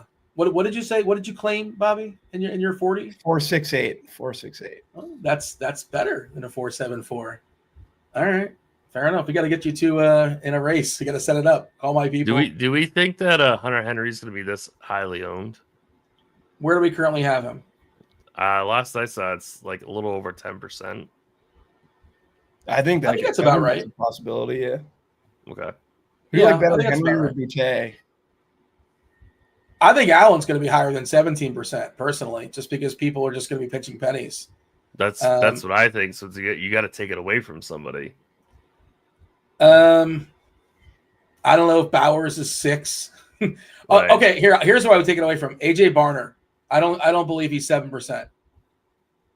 This will all change. This is 7:00 in the morning, whatever. But you tell me, Bobby. I don't pretend to know how to do. This is not my area of specialty. But AJ Barner is not going to be 7%. I know AJ there's no Barner fans. is going to be X from my pool. Okay, I'll say that much. So that's where it comes from, Tim. I think. Okay. Well, I think a guy that isn't going to be played, and I like, and there's 2 plays I like in this game, and it's a really horrible game environment. It's Green Bay at Chicago. Tucker Kraft. We haven't mentioned it. Tucker Kraft at the tight end position, and then Josh Jacobs at the running back position. I don't like Swift. I think you're going to get pushed Swift, and I just think Swift stinks. So, is that the deep dive? That's the deep dive. Yeah. Why Kraft? This game, it's happening. They're playing football in Chicago, I'm told, today, but we have not acknowledged it until about an hour and a half, no, almost 2 hours into the show. No, wait, when did we come on? An hour and a half. I couldn't do the math there. Math is tricky. Caleb's been pretty terrible too, by the way. Moore's been a disaster. Keelan Allen, not good. Imagine Caleb was asking for team ownership. Is that for real or is that like a rumor? No, I think that was real. I think that had to be real, right? I don't know. Like I did hear that too, but I don't know if that is he the first person to ever ask. I think he is, but yeah, I don't know if that's real. If that is real, it's a respect for trying, I guess. Why didn't they just say Jaden Daniels? Like you kind of looked at the two, looked at his personality. There's something a little off here. Jaden, it's easy now, but yeah, it's easy now. But if you watch Jaden play, like he's just so relaxed and cool. I don't know. He's never like. Caleb seems too uptight when he misses a throw. Like he acts. I don't know. What was your craft reasoning, by the way? Did you have a reason for? Is it just like nobody's he's in gonna that play range of like pricing that TJ talked about at 4.5, and we talked about Estime's pricing. He's 4.4. I just think Kraft is like a good at the footballs. So I don't know. I want to play him when he hits another ceiling game. I want to be there. Shannon's pointing out that Barner did have 7 targets. He did. I just think that people are going to play. I think people are going to play Knox ahead of him, or they're going to step down to Davis. That's just sort of my thought. But I guess he's a run back in that game. If you're playing Purdy with either CMC, the receivers going to be popular, or at least Jennings. So maybe he will get that ownership. Maybe Why I'm would wrong. just go to Metcalf on that? Because salary. Salary. Yeah. But obviously you want Metcalf, but just salary. Aren't they out Ward or something? They're out a corner, I think. I thought you know what's San Fran? San Fran is, I think. I'm not sure. Don't take that. I'm not certain. Yeah. Metcalf wasn't playing that game also as well, which is of note. Anything else here, Tim, that you want to mention as far as tight ends? I know we have knocking on the door coming in here momentarily. Is the Tournament Takes podcast. TJ, please let me know when they are officially assembled. And I guess we can acknowledge defense. I know Bobby loves his defense on his Tournament Takes podcast. But anything else, Tim, before we throw it over to Bobby? He'll give us some defensive stuff, which I'll just say, like, man, I wish I had salary to pay for the Detroit. I wish I had salary to pay for Minnesota. They're not going to get played, and you never really know highest variance position. But how popular would Taysom Hill be if he didn't have that 88-yard TD called back? Oh my God, I did not need to see that. I did not. He was. I'm just saying. This week, if he was 4,500 and he actually got that TD, how chalky would he be? Instead, he's going to be 3%. I'm glad you mentioned him because I still think we can go back to him. I do too. And he's kind of a pivot away from Kamara, right? Yeah, I think you could potentially play them together. I mean that is going to be a really good pace up spot that game. And I'm just saying if he catches that TD, we're going to hear all about him all week, and now we don't hear anything about him. And he didn't have to hold. I think Taysom was going to go anyway. It wasn't necessary. Yeah. I'm just saying. I think that's a really solid. At least large field GPP play that like nobody's going to go back to.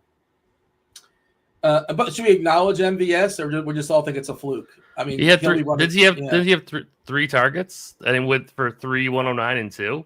I mean, to me that is so fraudulent. If he goes back and beats me again, fine. I just don't think I don't think that's a very strong play.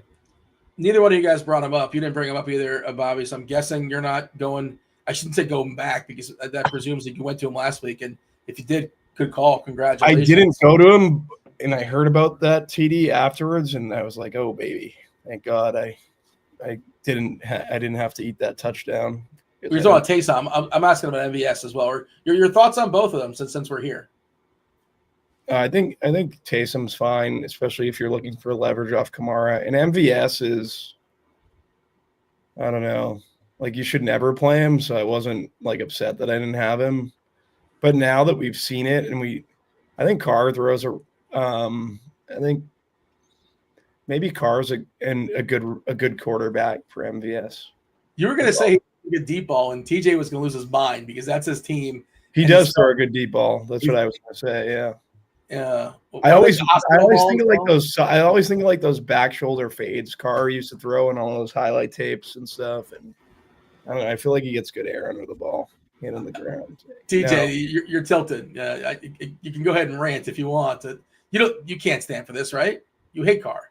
Chris Olave and Michael Thomas would still be playing right now if it wasn't for Derek Carr. Why isn't Michael Thomas is just a lunatic? I think that's why he's not playing. Well, I think he got injured by allegedly, not intentionally, but I think Michael Thomas is correct about Derek Carr. Yeah, but you don't throw your quarterback under the bus. I don't know. I think Thomas would retort. What's wrong with Thomas? He's just not in the league, isn't he? Isn't he healthy to play? Just no one wants him. I think Carr hurt him. Is the point? Not directly, but possibly, maybe he put him in a bad spot. I think that's how Thomas got hurt. Not mistaken, but I wouldn't think he did it intentionally. Obviously, I don't think he's out there doing this intentionally, trying to get his guys killed. No, he's just terrible. He's better than his brother. It's the best quarterback ever in the Carr family. No, David's better than Derek. Ooh, really? David Carr over Derek Carr first. It's a hot take. All right. We're going to go ahead and bring in, some people get this name wrong. I can't imagine doing so. It's week 11 at this point. It is the GPP Final Take show. We got Neil Orfield, Erik as well coming in. And I just did that. His last name is Erik as well. Erik Beimfohr. All right. Let's pick up the graphic. Let's bring him in.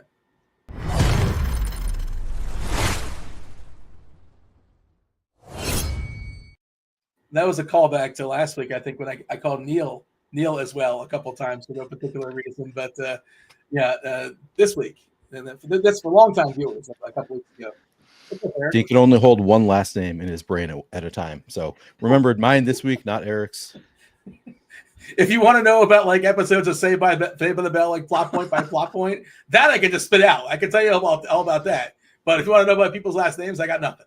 Something's got to be in there, and you got to knock something out to get something else in there. And unfortunately, I guess I'm losing last names. The name I do know is Boutte.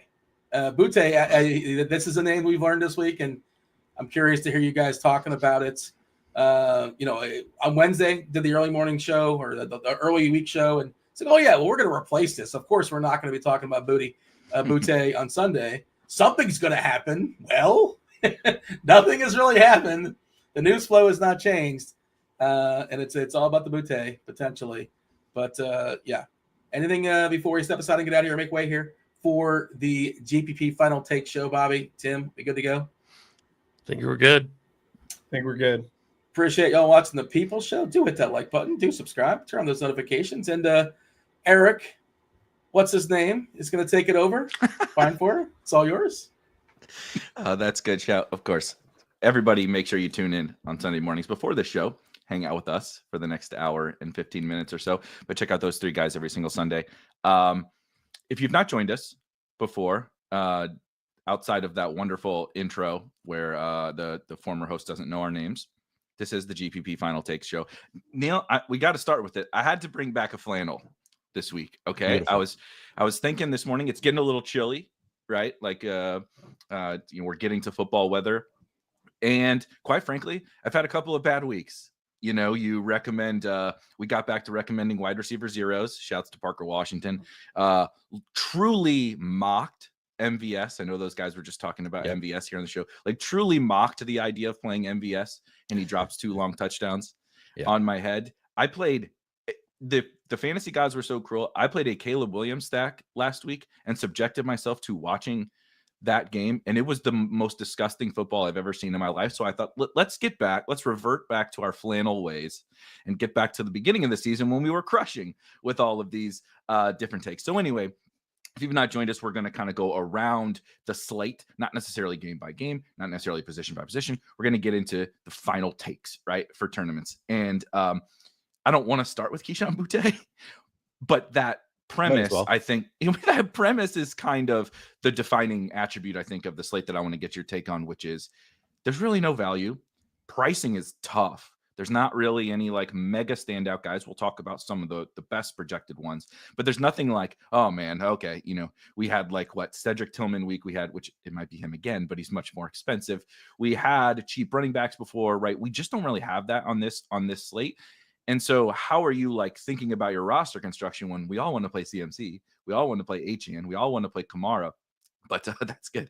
I'm into this law firm idea, but where we wear flannels to work every day. But like, how do you fit and still win tournaments when everybody wants to fit those guys and everybody's being diverted to maybe some rough chalk or some bad value? Yeah, it's a good question.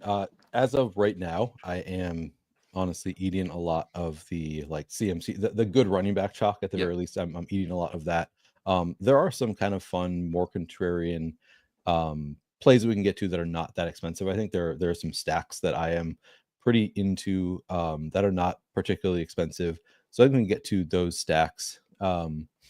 Yeah, but you're not funneled just to Boutte, because I think we don't have a ton of great value at wide receiver. We do have a lot of great value at tight end, so I think that's helpful. At least like if you want to get away from the Kayshon Boutte chalk, you can just play Davis Allen or AJ Barner or any number, Dawson Knox, any number of like pretty strong value tight ends instead. And I think I'll probably get to some double tight end lineups today. I've never been one to like avoid the double tight end, but I think that this is a pretty strong one if you want to like get to some value that way. So that's one way to allow you to get to the expensive running backs. But yeah, honestly, there are not any.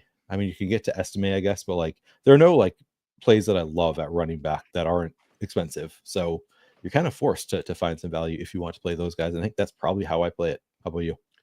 I'm feeling pretty similarly. I feel like everyone really rock solid about, like you said, the good chalk running backs. Christian McCaffrey at anywhere in the $8,000 range, especially in this matchup. No Brandon Ayuk, looks like no George Kittle now, which is a real bummer. But yeah, I just like, look, I'm not a max entry player. You have, different ways you probably approach these types of guys. As a 1 to 3 lineup player, like buddy, you can guarantee Christian McCaffrey's in there. Okay. Yep. Like we start there, right? And then HN, I love HN. I'm a little lighter on Kamara if I'm maybe ranking those top 3 guys. But we'll get into that game maybe here in a second as well.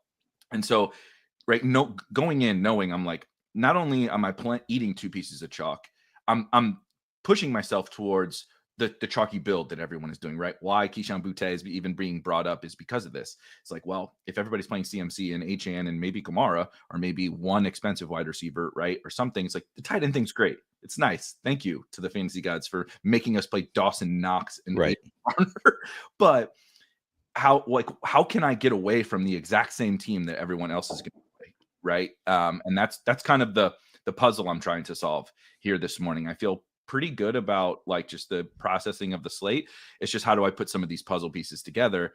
I thought Juwan Jennings was going to be like a little bit of a differentiator, and that ownership keeps moving up and up and up. And then George Kittle goes out. And so now you're starting to rethink Sunday morning, maybe some of those things. Let's start with like a game stack or something, because I don't think there's a game necessarily that stands out amongst all of them in terms of, oh my God, we got to play, whatever game. There are a bunch of fun ones. But roster construction is being more driven by, like I said, those running backs as opposed to like a game to target. How are you thinking? Maybe if we think about it in the inverse, what games are you maybe interested in targeting? And then we can build a little bit more contrarian around a certain game. Yeah, that's a good call out, because that was actually in my expert survey answer of how am I going to win tournaments in this week, because I play large field tournaments. It is overly game stacking. So I like that call out quite a bit, because this is a slate where it's like none of these games really stands out as like these weeks really go well for us, by the way, when we're when you and I are aligned. It's always a good thing when we're aligned. But like I think logically it makes sense, even if it's not going to work out for us. That like we don't have any games that are like amazing today. There's none, like there's not one game that's like this is the game that I want, that everybody wants to get onto, where it's like good offenses versus terrible defenses and just really fun. So we don't have that game on the slate, but we have several games that I think could be the game that separates. So the way I'm going to build is I am going to play. I'm only playing 150 in the mini max today, but I will be spreading it out quite a bit. But I will be trying to do full game stack. So I'll be like the Cleveland New Orleans game. Maybe I'll have Jameis Winston double stack, maybe even triple stack, and then a bring back also, and just like overly load up on individual games within each of my lineups. Is of course that's harder to do with an optimizer. There are ways to force it, I guess, but I don't know to what extent I'm going to do it. But that is my favorite way to play large field, and I think like even like medium field tournaments today, I think it makes a lot of sense to fully game stack. So yeah, I really like that. The Cleveland New Orleans game kind of stands out to me as the one that I plan to target the most. I think I do have some interest in trying to stack the Buffalo Kansas City game, just because two tough defenses, but obviously two of the best offenses in the league too could just completely go off. So those are two of my targets off the top of my head. Do you have particular game stacks that you are going after? Two of them, and you mentioned one of them, which is look, if there's Jameis in a game on a slate like this, against 8, I don't think the Saints are being viewed maybe as, now people are playing Browns players, right? I'm not getting out. Yeah. I'm not doing anything that nobody's ever thought of, but I still don't think the Saints are being viewed as quite the disaster that they are on the defensive side of the football. And so they did beat the Falcons last week. The Falcons only scored 17 points, but they had 450 yards of offense. Bijan and Algier combined for like a million, like absolutely a million. And even Cousins threw for 300 in that game. So it was a little misleading in the box score. Atlanta just couldn't punch it in. Now, Jameis can do the same thing. He's probably a very crappy version of Kirk Cousins in the Falcons offense. But, if he connects on a few throws against a totally injury-ravaged Saints defense, and then if Carr can just be good enough, right? Carr, Kamara, these Cedric Wilson, like whatever, some of these guys can just be good enough to keep Jameis having to put that foot on the pedal. I think that's the game, price considered, that really jumped off the page to me. So I want to stick on that one a little bit, because I also like that game, because if people are going to play Kamara, if we can wade into the Saints a little bit, if you're overstacking that game, is it just Taysom? Are you actually getting into the MVS thing? If Cedric Wilson is active, are we playing him? Are we getting, Mason Tipton? Like I really like the Brown side. It's a little more straightforward, but what about the Saints side? Because if it's not Kamara, it does have to be somebody if this game is exploding. Yeah, so mostly just Kamara for me. Alvin Kamara will be like in those game stacks most of the time. I'll be going to Kamara, and I'm actually with you. Like I think overall, I don't really love Kamara. Like I think he's about the same price as McCaffrey, and I'll just take McCaffrey in that 1v1 like every time, which is probably wrong. Like obviously Kamara will probably win 30% of the time there. So maybe that's the right equation, is like 3 Kamara for every 7 McCaffrey, something like that. But yeah, I just much prefer McCaffrey, better player, better matchup, etc. But in game stacks, I think Kamara makes a lot of sense. I don't plan on getting too much MVS. Maybe I will, only in some game stacks. I think that we were correct in our analysis last week, even if it did not work out. He had been a sub 50% route participation player the week prior to last week. Then last week he came in. He actually only had 59.3% route participation and 3 targets in the game. Like if you told me those numbers before the game, I wouldn't have played any MVS. He just happened to go off on his 3 targets. So that's going to happen some weeks. I'm willing to fade that again if people are going to be on. I don't. He's not projected for a ton of ownership, so that's kind of. Everybody keeps mentioning him because I think people are having the same idea. Like, well, there's somebody down here. Somebody on the Saints has got to do something. And this one guy had a big game last week, and we know his name. Yeah. He's only projected for 1% ownership, but I do like that's kind of that's algorithmically driven. I kind of assume there's going to be some human element that's going to bring that up, because, like you said, people keep bringing it up. So he probably comes in a little bit higher owned than he's projected for. I think Taysom is like obviously playable with so many players out for the Saints. He has a better role than he does when everybody's healthy. So he'll get some targets, he'll get some carries. Maybe he'll throw a few passes also. So I think Taysom is one that it's hard to predict what his role is going to be, but like we know he's going to have a role. So, and it's usually going to be a pretty valuable role. So yeah, certainly willing to get to some Taysom in those game stacks. Also, I don't think I'm going anywhere else on the Saints, at least not with intention. Maybe I'll get there through the opto, but nobody else that I'm like targeting on the Saints. How about you? Yeah, I was hoping that you might lead me to something more profound than I could figure out diving into the things. Yeah. But just, you mentioned route participation. I'm just going to cite some snaps because it's a little funnier to go through. Here's some of the skill position player snaps from last week. Now, Cedric Wilson did not play in that game. I would expect, and we should be getting that news here, pretty shortly. If he's active, he's kind of more of a sturdy route, running guy. Like, he's just the veteran. He's the best wide receiver on the team, which is hilarious. But if he's in, this will change a little bit. But last week, all right, so Kamara plays 81% of the snaps. That is not the most amongst all of the skill players. The highest snap share on the entire team that's not an offensive lineman or Derek Carr was Foster Moreau.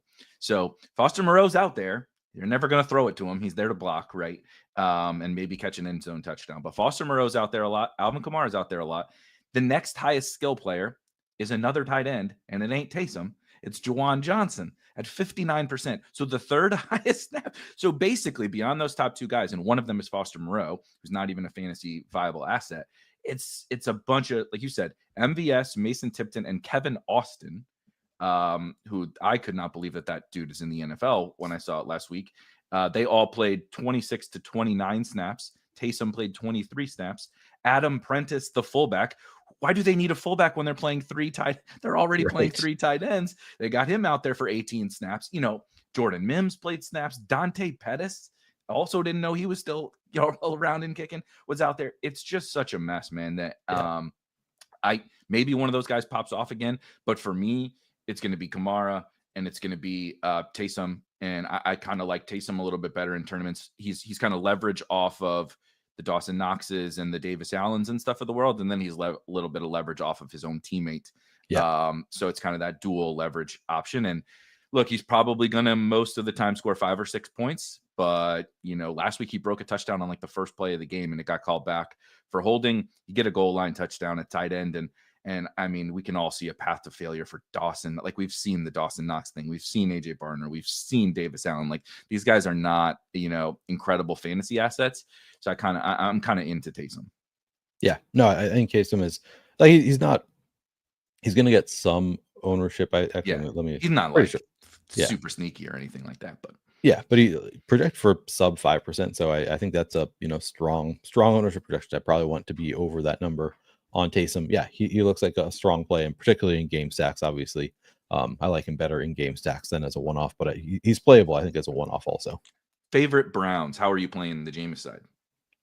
I would say David Njoku is my favorite. I am continually surprised at how low the ownership is on Njoku. He has not been the player who has, still sub 5% projected ownership for Njoku. He hasn't been the one that has been like targeted the most with Jameis at quarterback. Actually, I'm going to pull that up right now. He's been targeted 14 times. The receivers, the three big receivers, so each been targeted like 19 or 20 times. So he's been a little bit, trailing the other three in terms of his usage with Jameis. I'm not that concerned about it, though. I kind of think that it's a small sample size thing. I think that he is their most talented pass catcher, and he is tight end eligible. And we saw what he did last year when Jameis Winston went down with Joe Flacco. I have no reason to believe that he can't replicate that with Jameis Winston. And now we don't have Amari Cooper there either. So I think he's like, last year he was, competing with Amari Cooper for targets. Now it's like, he's pretty clearly, I think, their best pass catcher. Maybe you disagree with that. I don't know, but like, he's their most established pass catcher at the very least. And nobody's getting there because he's the most expensive. He has not been targeted as much as the others. But I think that's just a small sample size thing. Like, I think if we played out the full season with Jameis at quarterback with no Amari Cooper, David Njoku probably leads the group in targets, would be my guess. So I like him the best. He's coming in at sub 5% ownership. He's only 5,500. He's tight end eligible. So I really love Njoku most of all. And then behind Njoku, it gets kind of hairy because you got Elijah Moore is 4,300. Jerry Jeudy, I know he's just a guy. I believe it that he's just a guy, but also he's not that expensive and nobody's playing him, and he's been targeted 19 times over the past 2 weeks with Jameis. So I think I might actually like sort of prefer him the second best. And this is probably just me being a contrarian GPP bro that I'm like, give me the two guys who are getting 5% or less ownership over the guys who are getting significant ownership. But it's probably in that order. Njoku first, Jerry Jeudy for large field GPPs, to be clear. Obviously not like cash or like really small field stuff. Don't play Jerry Jeudy in cash, please. Yeah. And then I guess I probably break it Tillman over Elijah Moore just for the talent, but Elijah Moore is also 4,300. It's honestly, it's after Njoku, it's kind of a toss up for me because there's the salary case for Elijah Moore, there's the ownership case for Jerry Jeudy, and then I think there's the talent case for Cedric Tillman. So it's really tough after Njoku for me. But yeah, I probably do Jeudy first for large field stuff just because of the lower ownership, and then I guess Tillman over Moore, but don't feel that strongly about it. How do you see the Browns guys? Yeah, so I think you're spot on with the Njoku thing. I think if we play this whole dealio out, a million times, I think David Njoku spits out as the highest targeted player. I think he's the best player on the Browns offense as a whole, given the current status of Nick Chubb, right? I think he's the best player on the offense. And I think in any, 2.5 game stretch or whatever, you're just not going to get like results that we can extrapolate out over the course of the whole season for any situation, right?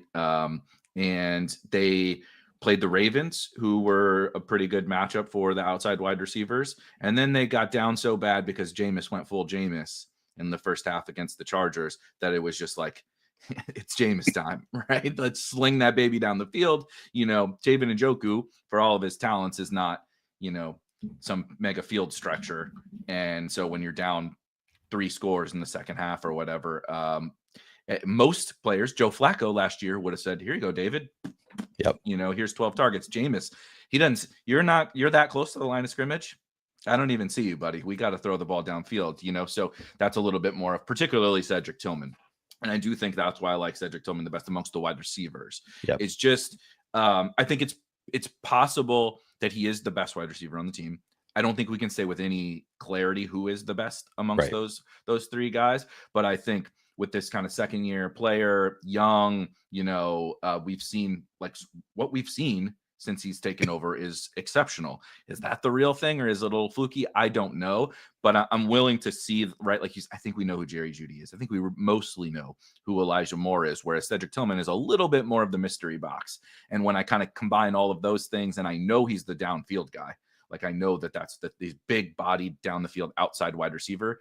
It's kind of a good fit and a good bet in terms of willing to bet on he's just better than those other guys. So I would rank him in Njoku, Tillman, probably Jeudy, because I agree, but I do agree with you. We can hate Jerry Jeudy as much as we want. We're playing other guys we don't think are that good. Right, exactly. Welcome to DFS. It's a salary cap game. We don't get to just jam all the best players in the NFL.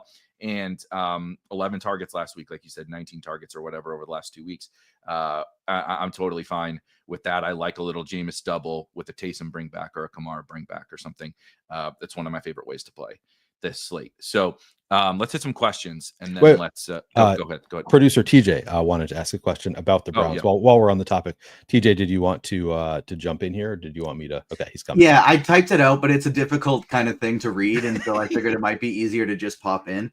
How much are you prioritizing that triple stack for the Browns? Because a lot of time when I'm hand building, I love that idea too, but I get kind of stuck on, do I want to go Njoku in the flex, or do I want to go Jacoby Myers? Do I want to go add Cedric Tillman to this team that already has Jeudy and Njoku, or should I just go Jawan Jennings?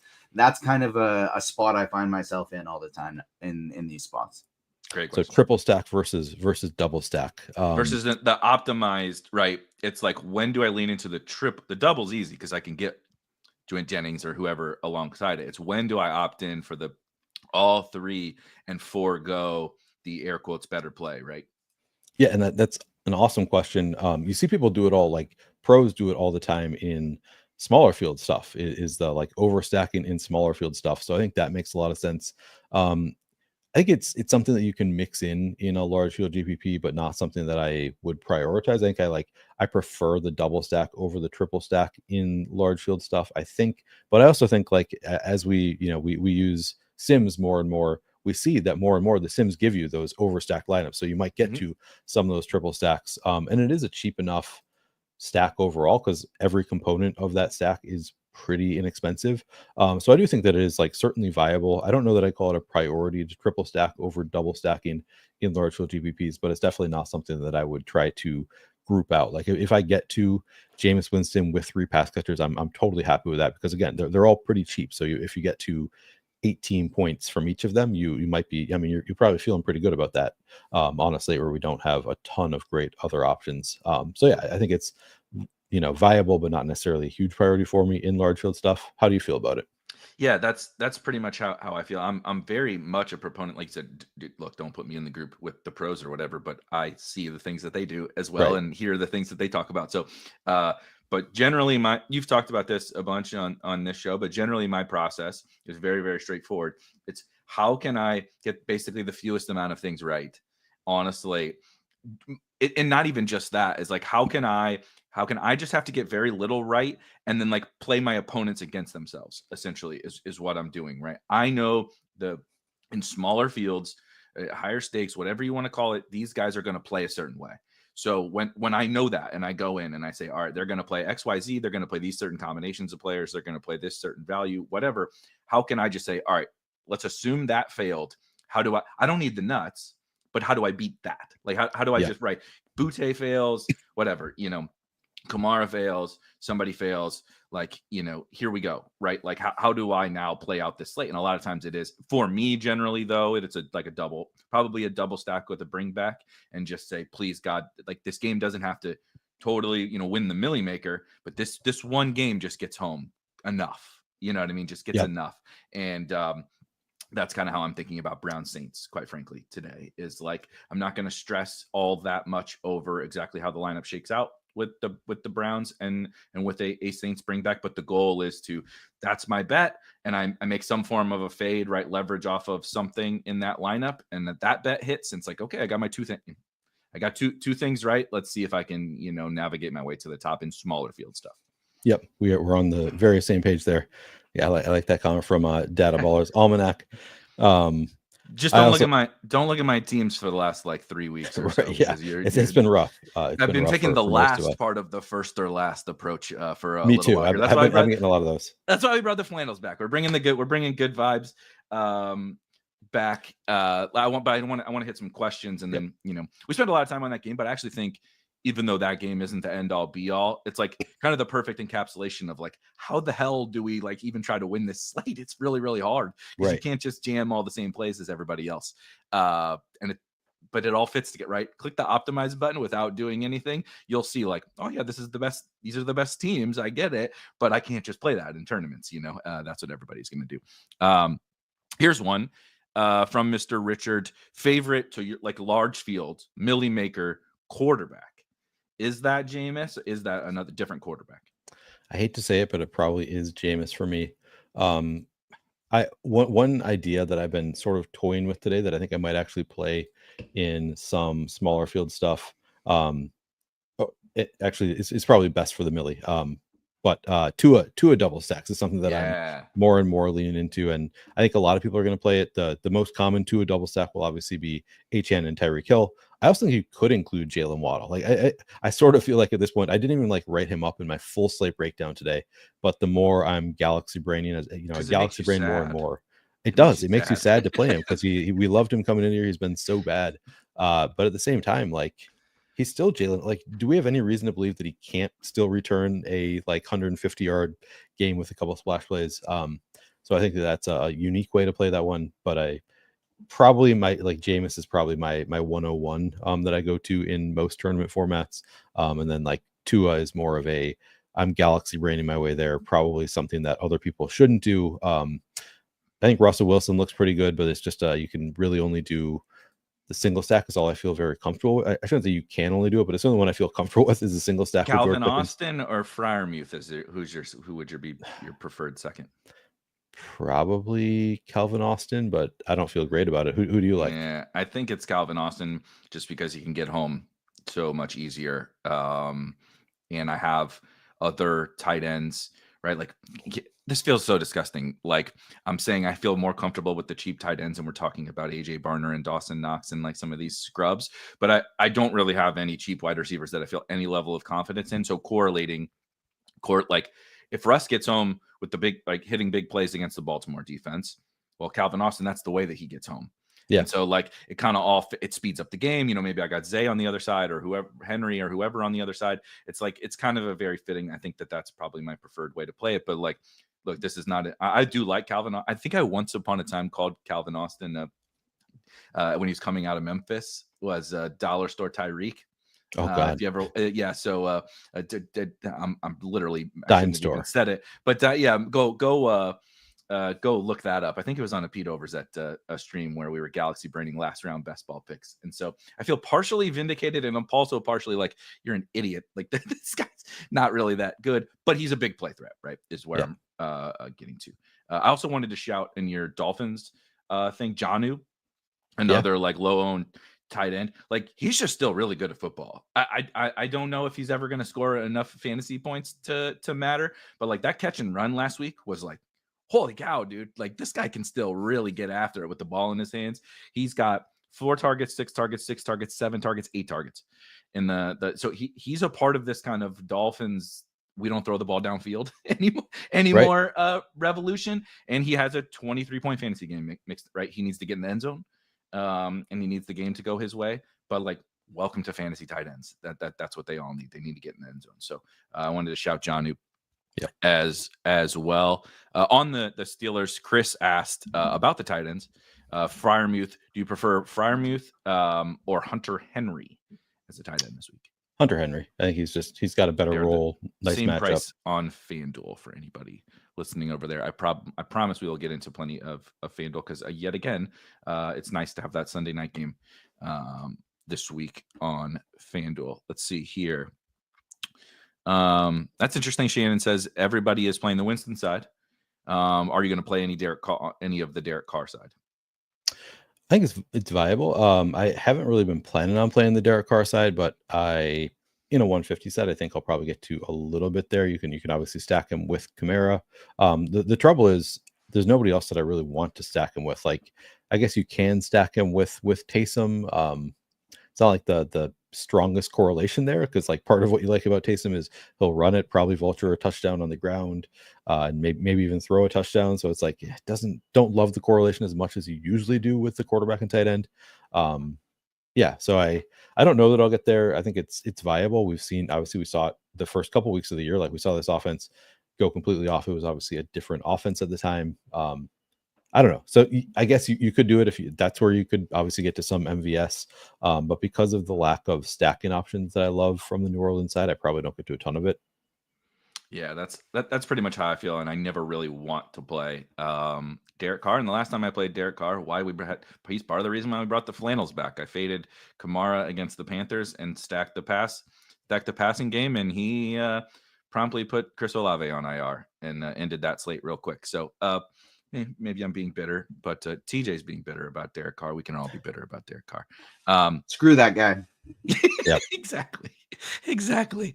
It was a costly hospital ball for a lot of people on that play. Shout out to Derek Carr. Yeah. The Michael Thomas rant, though, just really quick. If you go to Michael Thomas's Twitter and look up his rant, if you have not, it's epic. He is losing it all during that game, and not holding anything back. About his feelings about Derek Carr. It's very entertaining to check that one out. So one of the things I wanted to talk about also in terms of value stuff outside of some of the game stacks, we're going to get to more of the game stacks. I want to talk about Audric Estime really quick because I don't know how you feel about this. He's the only cheap running back, unless you're doing somebody mentioned that over under on how many times they say Galaxy Brain. So I'm not going to say it again. Your Giga tournament strategies of playing backup running backs. Outside of that strategy, Estime is the only guy you can tell yourself this story that's cheap at running back, right? He kind of took over the backfield last week, blah, blah, blah, blah, blah. What are you doing with him? Because on one hand, you're if I can get most of the Broncos backfield for 4,500 on DraftKings, Yahtzee, right? I could use that this week. On the other hand, there's so much uncertainty. All right, if Javonte just comes back and gets more work, if McLaughlin gets more work, Marvin Mims was playing in the backfield, it's a mess. But like, how are you handling this like really kind of chaotic situation, even though it's high upside but really high downside too? Yeah, I mean, it's kind of a like let the ownership dictate what you want to do, and the ownership coming in at 12%, so it doesn't really like give me that much of a lean because that feels about right for Audric Estime. So Yeah. I think I'm essentially trying to match the field. Like, wouldn't be in my single entry build, not somebody that I would target like hand building a few lineups, but I think in large field stuff, like 12% ownership feels about right. I think he had 14 of the 17 running back carries last week. That could continue. He also like was not involved at all in the passing game last week. One fumble and he's probably out of the game. I don't know. It's tenuous for sure. Like it's not something I feel super confident in, but I think the upside is there at 4,500 enough that I think 12% is probably about right. My guess, if I I'll probably come in a little bit light on that, a little bit underweight on Estime, but feels pretty close to right to me. How about you? That's what I think. I think the market is telling us like, oh yeah, you don't know what to do with this. You're going to use ownership. Good luck, because we don't know either. Exactly. Like nobody knows what to do. What I'm mostly excited, I do like Audric Estime as a football player. The Broncos have looked much better in recent weeks, so that's nice. Everything that you mentioned, like the pass game role, sucks. Like I really don't want to play Gus Edwards on the Broncos, which is kind of what he's shaping up to be as of right now. And even if he takes over all of like the early down rushing stuff, the matchup is just fine. It's not, he's not playing the Panthers. He's not like, if this were the Panthers, I would just say, whatever, dude, I'll figure it out. Like I'll deal with it. Like how bad could it go? Yeah. This isn't the Panthers. And he like, which Broncos running back, even if they were 4,500 all year, would you have ever been like, thank God I played that guy today? Like there was one Javonte Williams game, right? Like 20, like, but even then it was like, this was great for 4,500. This didn't like, LOL, you didn't play Javonte. It's just, true. I'm just kind of leaning into that because this is my kind of play, buddy. You know me, the young guy coming into the role. The market's a little bit sketchy about it. I'm like in, because I want to be first, right? I want to skate to where the puck is going. I want to all the cheesy cliches. I want to be out ahead of it because next week he'll be 6K, right? If he does get all the work and has a big game, he's going to be 6K, and then it's over. RIP. It's tough for me to get there with Estime, but I feel like he's kind of a decision point. Oddly enough, even at only 12%, he's like, are you willing to invest in this? Because it really unlocks it. If you want all this fun stuff in your lineups without having to get to MVS and Kayshon Boutte, he's a way to do it. It's just if you have more conviction than me, go for it. But I just don't have it. I don't have it either. Yeah, we're on the same page there. All right, Travis Kelce is another question. That's popping up here in the chat. Mason Tipton inactive. Oh, interesting. We may double back to that one. We'll see. But Travis Kelce, I believe it was Shannon first asked. Just crushing, absolutely crushing. Travis Kelce is, but the pricing issues that we have on the slate are a little bit more difficult to get to him than maybe some other slates. And the fact that the pricing issues, our value is coming from tight end. So it's kind of a double whammy for Travis Kelce. But What are you doing with him? And maybe you mentioned Njoku. Is there any other, pay up to be contrarian tight ends that you like outside of Kelce? Yeah, Njoku is my pretty clear favorite of that group. Kelce, he looks really strong. I mean, in over the past 5 games, we had Rashee Rice was injured very early in week 4, so I include that game. So in the games, basically, since Rashee Rice been injured, 53 targets in 5 games, 79.7% route participation, has not gone away with the emergence of DeAndre Hopkins either. The role is just awesome for Travis Kelce. And he used to be a $7,800 tight end at times. Now he's only $6,300. So I think he is a pretty strong play, even in not the best matchup in the world. I think this game could go off more than we're expecting. So yeah, I think Kelce is a pretty obviously strong play, and then it comes down to ownership, and we have Kelce coming in at 12% projected ownership. Seems again about right. Yeah, and wouldn't you say, if you're gonna, maybe depends on the contest, but given the difficulties in putting together lineups without value tight ends, if I had to bet like in a given contest, I would go I would say under 12.5% or whatever on Travis Kelce. I think that's probably about the correct projection type of a thing. But if I'm going to lean one way, I'm going to lean that the field says, let's just do Dawson bit Knox. tough. Yeah.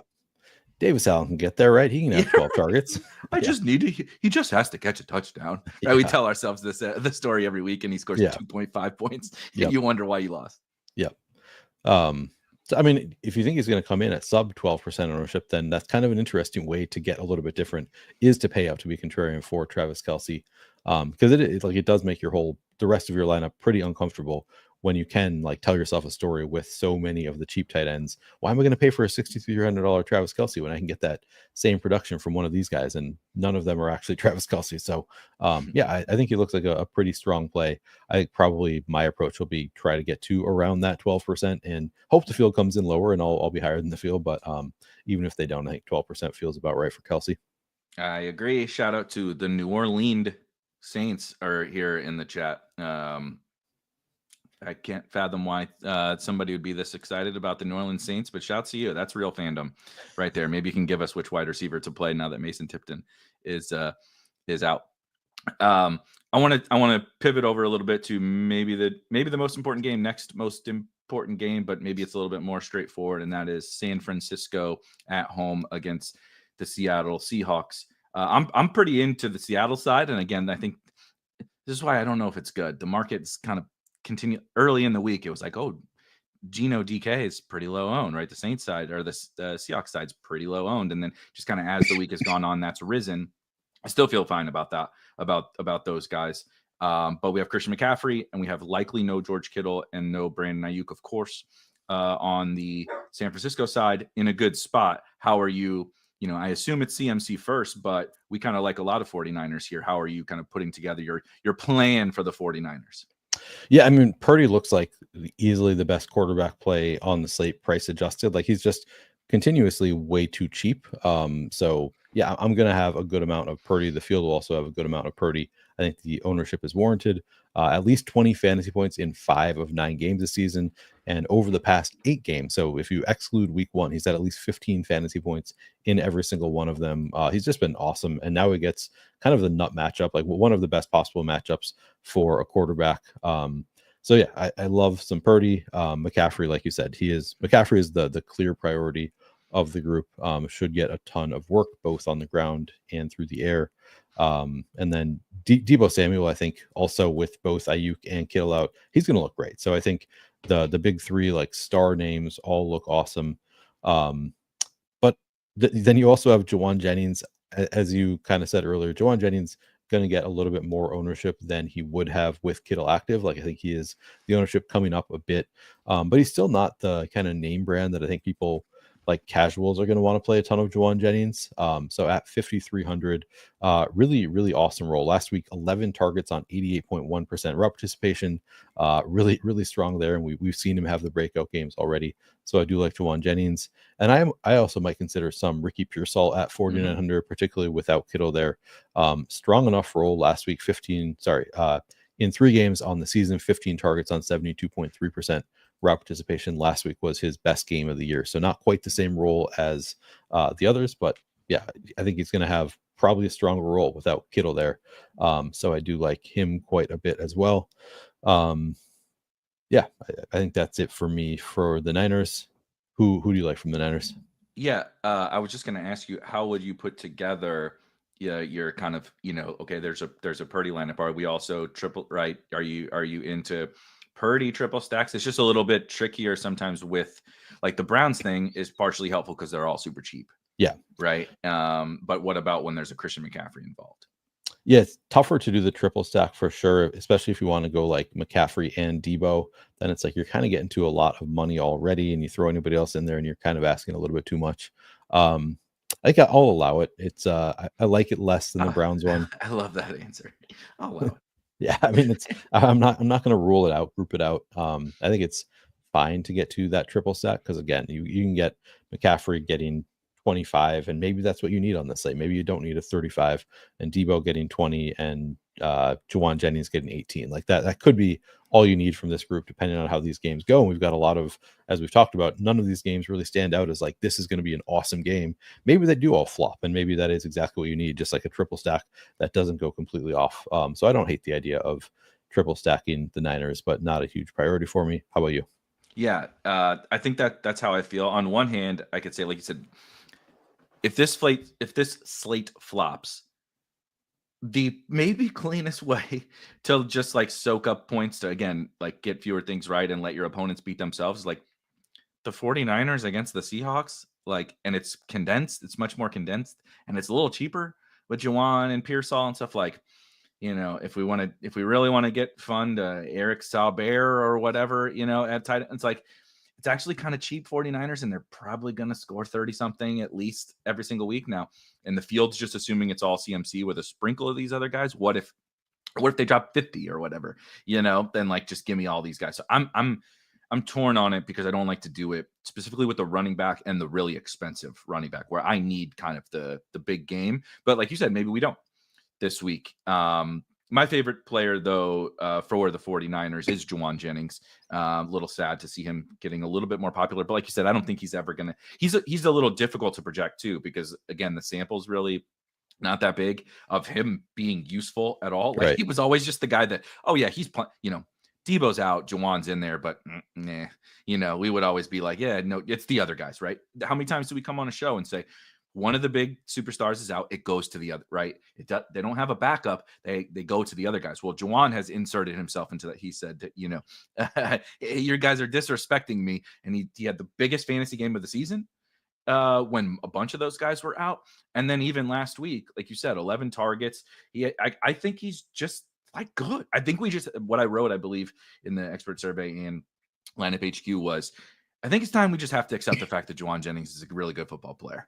Yeah. And the 49ers gave him a contract extension. They play him when all these guys are out. He has a 30.5% target share on the season. It's like, if anyone else was doing this, not this 29-year-old journeyman, you know, that we don't care about. If anyone else is doing this at 5K, we would just be like, yeah, what are we doing? He should be 50% owned, but it's Juwan Jennings, so we're not so willing to buy into it. This is the one, not Audric Estime, which is hilarious because the rookie would be the guy I'd normally be. This old wide receiver is the guy where I'm just like, yeah, the field's not quite ready to get there with him. And so I'm going to get there with Juwan Jennings. Yeah, and I think that makes perfect sense. Like you said, just the usage has been totally awesome this year. And now it should be even better with obviously Ayuk gone and now Kittle out. Yeah, it's gonna look good.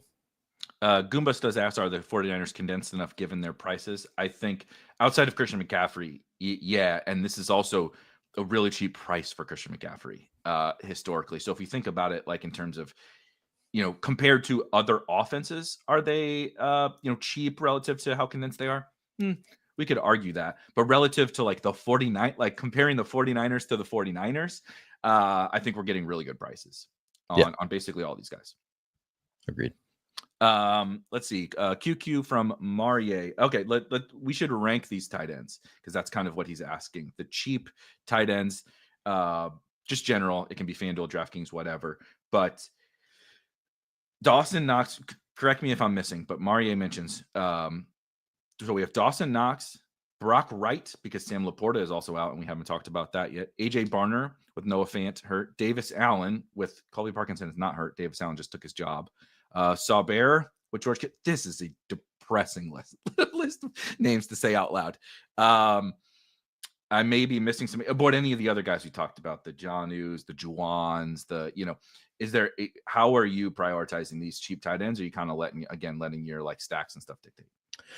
Yeah, to some extent, letting my stacks dictate. But I like my preference of this group would be Davis Allen, 2,500. Like you said, just like ripped away that starting job from Colby Parkinson, and like the usage has been pretty strong for Davis Allen. So I think I like him the best at 2,500, followed by Dawson Knox. Just the best offense could be a game that goes off. So I do like Dawson Knox. I think second best, probably followed by. AJ Barner had a pretty strong role last week with Noah Fant out again this week. And then Brock Wright, Bear, probably my to finish it out for me. Do you see it any differently? I will say, if we're getting, I'm not allowed to say that phrase anymore. If we're getting a tournament brained, TJ mentions Shane Zylstra, and I'm not saying this because but like in a Millie Maker, 150 set or something like that, I'm totally latching on to something that's kind of silly here, right? But if we've watched the Lions this year, I've played David Montgomery in these games so many times, whether it's 2 game slate or whatever, and he crushes. And they give all these guys touchdowns. Like, they're playing a different game. They're playing Madden on easy in real NFL games, dropping 50 on people's heads, and they're like, D-Mont, you got one already. Gibbs, you got one already. Like, who else can we get a touchdown? They're getting down to offensive linemen, defensive linemen. They're just handing out touchdowns like Halloween candy. And I'm like, well, if this guy's out, Zylstra, they kind of split the Laporta role when he got hurt. Yep. It's a little bit more Brock Wright, but Brock Wright is kind of what they do is Zylstra will come in. Brock Wright will play his normal second tight end role and take a little bit of the Laporta stuff. And Zylstra, they want to kind of keep things consistent. And Zylstra will step in with a little bit more single tight end work than you think. I think he played 5 or 6 of the 14, 10 or 11 personnel snaps from, or excuse me, 11 or 12, whatever single tight end personnel. Last week when Laporta got hurt. So I think it's going to be a little bit of a split, but ain't nobody playing Shane Zylstra. So I actually put him maybe above a Saubert or something like that in total tournament flyer. But it's Dawson Knox and then Davis Allen for me. I don't really like Dawson Knox. We've done that. We've had Dawson Knox at 3,500 on the Bills before. Without Dalton Kincaid, it's not really great, but just getting access to someone attached to Josh Allen is really nice down there. And I kind of know what I'm getting, which is a little bit in terms of don't screw this up for me. I feel the best about Dawson Knox, and let me try to win my tournament, somewhere else is kind of how I'm thinking about it for some of this stuff. But I also think that he's really, really fadeable, with all these other cheap options. Yeah, for sure. Rank Luis FanDuel. Okay, I like this. FanDuel running backs because it includes Chase Brown, but a couple guys we haven't talked about here. We talked about Kamara. Jonathan Taylor, I think, is interesting, at least, certainly on FanDuel. Jahmyr Gibbs from those Lions, and Chase Brown. How would you rank those guys? And if any of those are particularly notable to you for tournaments that you want to talk about, go ahead. Yeah, I mean, Chase Brown stands out at only 6,800. Nice matchup there. So I would rank Chase Brown number 1 of that group. Jahmyr Gibbs number 2. He's close in price to David Montgomery on FanDuel. There's a little bit more of a separation on DraftKings. So I like the price on Jahmyr Gibbs on FanDuel. So he'd be number 2 for me. Probably then Kamara and Jonathan Taylor last. I maybe haven't accepted the Jets as a run funnel yet. So maybe that's why I'm not as enthusiastic as I should be about Jonathan Taylor. But yeah, currently I'd say I rank it Brown, Gibbs, Kamara, Taylor. How do you see it? Brown number 1, yeah, definitely agreeing there. I like JT a little bit more than you, and I think I haven't accepted. We're both in the denial phase of the grieving process, but on opposite ends. I think I haven't accepted that as good as Jonathan Taylor is, it doesn't matter. It just doesn't matter. Played him last week. Add him to the list of. I think my main team scored 63 points last week on DraftKings. It was we were duking it out for last place, okay, in a lot of these tournaments with some other people. But JT's crushing. He was incredible. He's ripping off big run after big run. And yeah, it was a little bit of variance. He didn't get in the end zone. That was a little bit of bad luck. But if you watch, it's just he's just even with whoever it is, Flacco, AR, whatever, he's so held back by the offense. And even in a run funnel spot, I think he's going to run efficiently. But guess what? He needs to run efficiently and then some to win me a bunch of money. And the Jets are still a solid defense. They may not be what we thought that they were going to be, but is Anthony Richardson going to pick them apart? Right. He has to do stuff through the air for JT to they got to sustain drives. He can't just rip off 70-yard touchdowns every drive. So I think that's my contention. He's in play for me. I like him a little bit more than you do. And I like him better than Jahmyr Gibbs. Not because I think Gibbs probably outscores him most of the time. I think that JT has 25 for 180 and 3 or whatever, where he does just dominate on the ground. And Gibbs, with Demont there, and like you said, with Shane Zylstra's going to catch a touchdown, and Brock Wright's going to catch a touchdown, and Tim Patrick's going to catch a touchdown, and like they're just going to give them out. That I struggle a little bit more with Gibbs. Let's talk about because there's a couple different questions on like George Pickens and the Steelers. We mentioned just quickly about Freiermuth versus Calvin Austin, but Eric's also asking about Calvin Austin versus Juju, which all the guys are considering on this slate is really hilarious. So I don't know why we play this stupid game. Calvin Austin, Kayshon Boutte, and Eric Saubert, but clearly Steelers Ravens is maybe the game of the day, second best game of the day for real life football. We talked a little bit about the Russ Pickens thing, but we didn't dive into this game.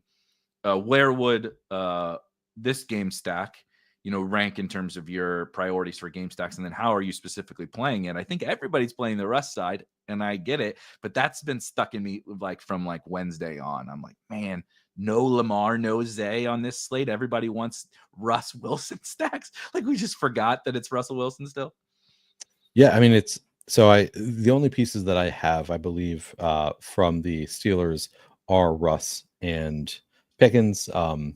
If you want to get to some Calvin Austin or something, that's fine in this matchup, but nobody else has a strong enough role that I'm really intrigued by it. The Baltimore side is interesting, and it's mostly just for large field GPPs.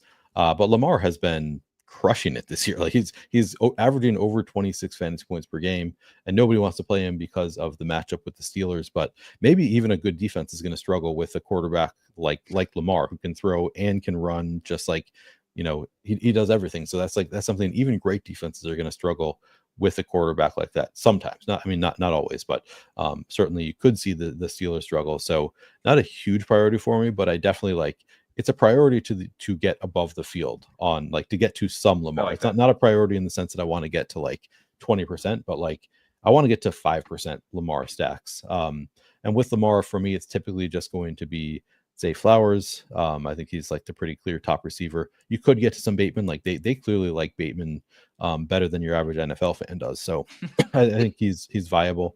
Lamar, certainly you don't need to force full game stacks. So that's I don't know. I don't want to force the double and triple stacks as much here as other games, which is sort of a downgrade to it from the standpoint of you want to limit the number of things you need to get right. Like you said earlier, because I don't really want to be doing a triple stack with Lamar, it makes it a little bit less appealing to me.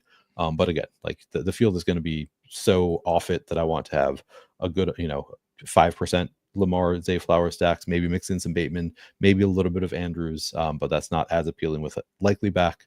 And then Derrick Henry also just looks awesome as a piece that you can just throw in as a one-off. Again, crushing everybody.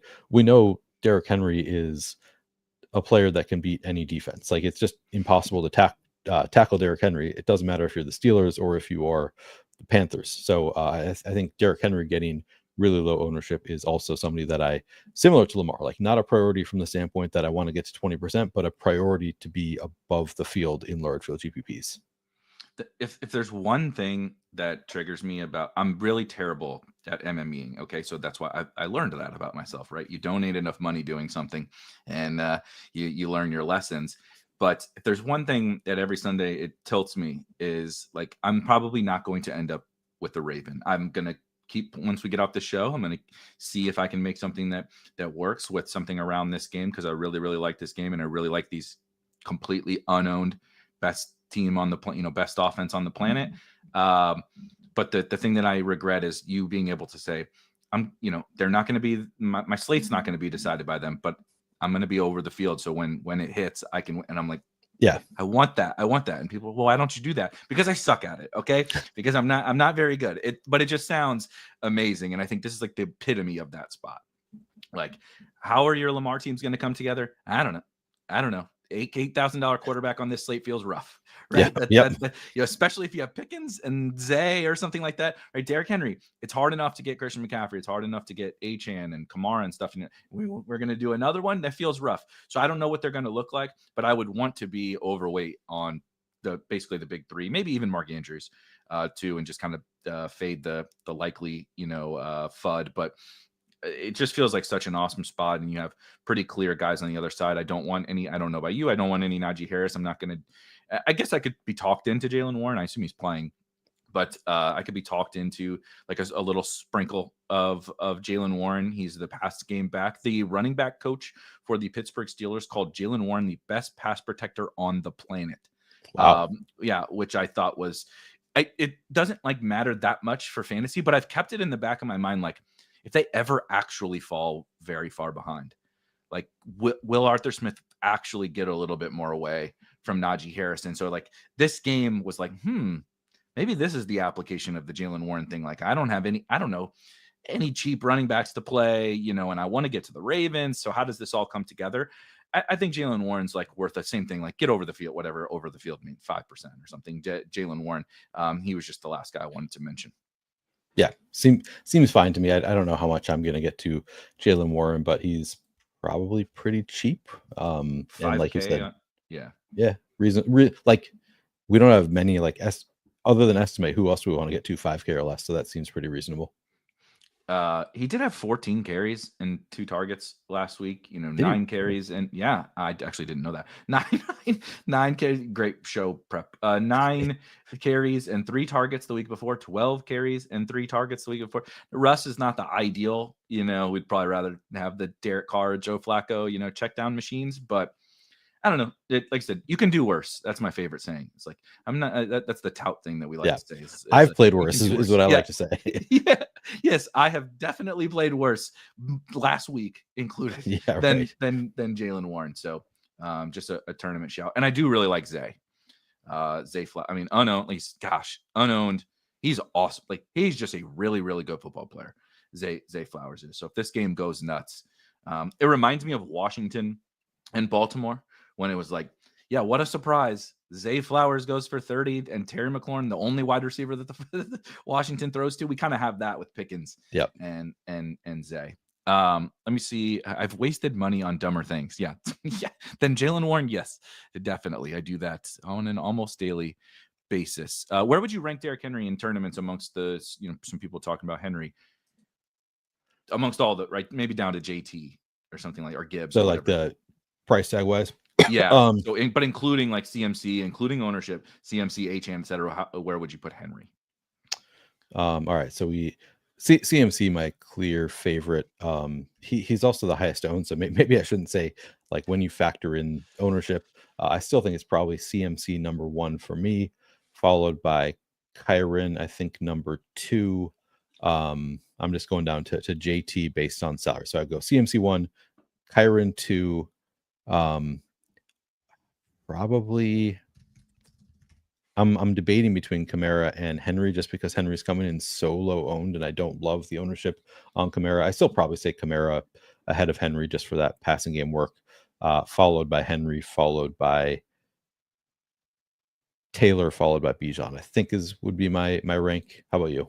Yeah, I agree exactly with that list, and I think where it starts to become interesting is Kamara. We didn't. I just want to quickly touch on that. This is no shade to Alvin Kamara. He's probably going to catch 8 passes today. Right. He's probably going to touch the ball 20 to 25 times. He's just on an offense like we saw last week. Even with his pass catching and his role, it's really hard to overcome. Like they won that game last week, and Alvin Kamara was like not great for his price tag. He needs multiple touchdowns like all of these guys do. It's just Christian McCaffrey is on a far, one of the best offenses in the NFL in one of the best matchups. Alvin Kamara is on one of the worst offenses in the NFL in a not so great matchup. So it's like, yeah, he's going to catch a bunch of passes. I feel good about him not killing me, but I don't need him to not kill me at 8K. I need him to win me the tournaments. And so that's why like Derrick Henry feels like really nice at a nice ownership discount. Yeah. So you might put Derrick Henry ahead of Kamara when you factor in ownership, but it's really a toss up for, because they're kind of different plays. 100%. Any games that we haven't touched on a ton of these games but I think a lot of these other ones are not super duper fun. But you mentioned, stacking Tua, I think is really interesting on this slate. And we do have some maybe one, maybe two, but there's Jacoby Myers is a pretty easy bring back in terms of, if you want to get to Brock Bowers as well, there's some pretty easy bringbacks. The Lions are going to score a lot of points. I know that's going to happen, and I know the Jags are reasonably priced. Do I want to do that? I don't know. I don't know. I'm not doing Parker Washington. Okay. We're not, he's Voldemort now. Jesus, that was a disaster last week. But, and then Packers, Bears, Bears do fire their offensive coordinator, Packers off of a bye. And the Bears are kind of circling the drain. Do the Packers take advantage of that? Any of those games stand out to you? Not like especially the Dolphins one, like you said, we talked about that a little bit. I do like playing that game a little bit with like mostly heavy on the Dolphin side with a bring back from the Raiders, typically going to be Jacoby Myers. Maybe we can mix in some Brock Bowers. I probably don't get to any game stacks of the Packers Bears game, which might just be a mistake, but so far it hasn't been much of a mistake this year to just not play offenses against the Bears. Like there's just been like it's worked out more often than not fading that. I'm not sure that we've had any huge misses there, so I don't think I'm going to get there. Jaguars Lions is sort of interesting to me just from the perspective of what if the Jaguars can keep it sort of close, and there are a lot of pieces back at all. If they punch back at all, I mean, this is a slate breaking game. Yeah, so I do think that I'll have some of that game stack. You can also I might play some through the Mac Jones side of it. Not that I particularly love Mac Jones, but he's 4,900 and should have to throw it just a ton to try to keep up with the Lions offense. So if he just miraculously has a little bit of success here, gets a little bit lucky, suddenly you have a game stack that is affordable. If you play it through the, probably just Mac Jones and Evan Ingram would be the what I go to as the stack. But then you do that, then suddenly you can afford to pay up for Amon-Ra and Jahmyr Gibbs or David Montgomery or whatever. So I do think that's a very fascinating game stack that probably goes haywire. But I particularly like the running backs for Detroit. I really like David Montgomery quite a bit today. Think he's the old boring running back who could just go off for 122 touchdowns today. Jahmyr Gibbs obviously could also. Yeah, so I think the running backs from Detroit, my favorite side of that game. I'm curious to hear your thoughts on the Detroit-Jacksonville game. This is another one a little bit similar to the Ravens, where when these slates are a little bit difficult, it's difficult to get away from the chalk, or maybe there's not value or whatever. I try to take a quick step back and think yeah, okay, nobody projects great on the Lions. Okay, definitely nobody projects great on the Jaguars. But what teams do I just feel right? That's the 49ers thing. I'm playing guys from the 49ers today. I'm not going to make a lineup without guys from the 49ers today because there's not a lot of teams that I know are just going to drop a big number, and they're one of them. Well, the Lions are also one of them, right? It's just I feel less confident about where they come from. I don't like playing Jared Goff all that much. And, the tight end thing is weird, right? Shane Zylstra, Brock. It's just two running backs. It's just awkward. But I think if you had to bet on one team scoring, if you had to make a bet, the one team scores 50 points today, I think easily. It's the Lions. Easily. I'm pretty sure it's the Lions. So then I go back to that, right? And I'm well, the Jags have a cheap quarterback. The Tank Bigsby is out. Christian Kirk is hurt. I'm it's pretty appealing. So I'm really struggling with that decision. I do not have this game in my main team, but it's one I'm very much considering, similar to the Ravens, of coming back to being are you just going to play, kind of some of the same games everybody else is playing? Or you want to try something with one of these teams that is going to score a bunch of points. Maybe, like you said, onslaught this team, right? Goff, Monty, use one of the cheap tight ends, Amon-Ra or JMO or whatever, and toss your Ingram or your BTJ. Or they played. First of all, they only ran 42 offensive plays last week. The time of possession was 43-17 Vikings over the Jaguars last week. So we can't draw a ton from what they did last week, but they did play an absolute boatload of 12 person. The tight end usage was all their leading target getters were the 3 tight ends. Luke Farrell was getting a bunch of tight ends. So that has me a little concerned, but I'm willing to set it aside, I think, for some Lions onslaught lineups. Goombas asked, what about Nick Chubb? Any Nick Chubb a little bit cheaper, hasn't been great since he came back, but the Saints defense, I think you could play just about anybody against the Saints defense. Any Nick Chubb for you? I think I like Nick Chubb better than anybody that I've done a show with so far this week. Everybody's been like, no, thank you on Nick Chubb. I'm sort of interested in Nick Chubb. I think that it's like nice leverage on, a game that a lot of people want to play the Browns. So I think he's nice leverage on all of his teammates. He's averaging 14 carries per game in his 3 starts, and maybe he's still ramping up. So maybe we see a better role from Nick Chubb at some point. Like you said, it's a pretty nice matchup. He's only, I want to say 6,000. So I do actually think Nick Chubb is pretty interesting, even if he doesn't look like the best running back right now. Getting enough work in a nice enough spot that I'm willing to go to some Nick Chubb, probably more than the field. How about you? He is in my fairly small pool for, again, like my single entry, 3 entry max type teams. I don't know if he makes the cut. Like I said, I got some work to do when we get done here, because I'm a little torn. And like I said, my flavors of the week got a little steamy, which makes me super triggered. But Nick Chubb's in the mix, I think, for me. Like, I could easily see 102 game here. I don't think he has to be old Nick Chubb to put up 102. Right. On this Saints defense. I like pairing him with the Browns defense, right? If people do the Jameis, Tillman, Elijah Moore stuff or whatever, what's a great way to combat that is the Browns just run right over the Saints. The defense dominates them, and Nick Chubb dominates on the ground. It's one of my, like I said, it's in the mix for me from a single entry perspective. I like Brad says the Saints D hasn't made a tackle since September, and that's pretty darn accurate, actually. Not very good. Like I said, they only gave up 17 points last week, but the yardage was wild. I just want to hit some more questions here as we get down the stretch before the crunch time team comes in. Eric asked, I promise that it's not just because these guys have the same name as me that there's an Eric that's here and I constantly bring up his questions too.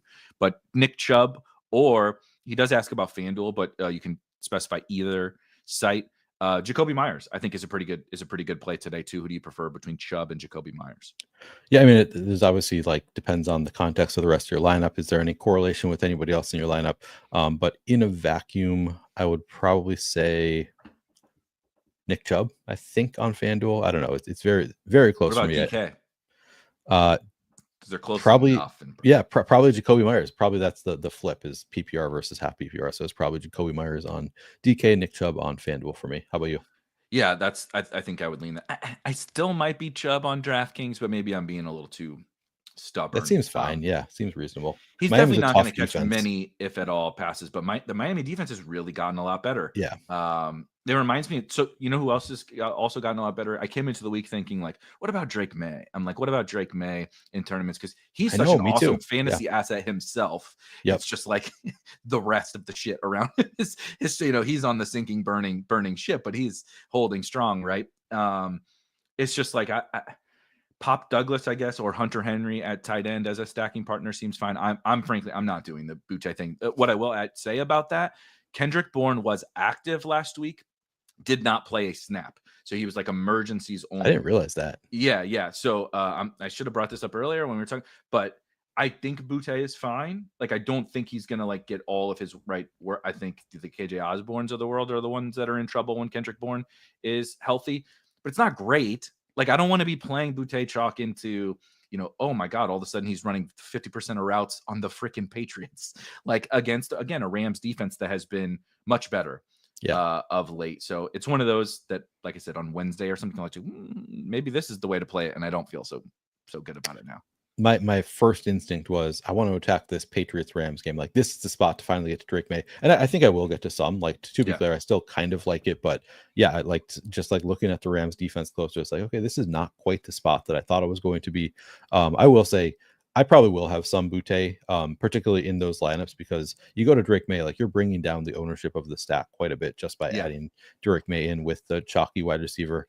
And it has been, it's been 3 weeks now that we've seen Boutte at like 85.5% route participation over the past 3 weeks and 17 targets. So like looks pretty strong for a cheap player. Don't love the ownership, but I think particularly in a stack, I'm willing to go to some Boutte there. And then you can obviously play the other side too. Like I like the Ram side. So we talked about, we both like Kayshon, sounds like quite a bit, but then also Puka looks awesome. Cup looks pretty good. I like Davis Allen.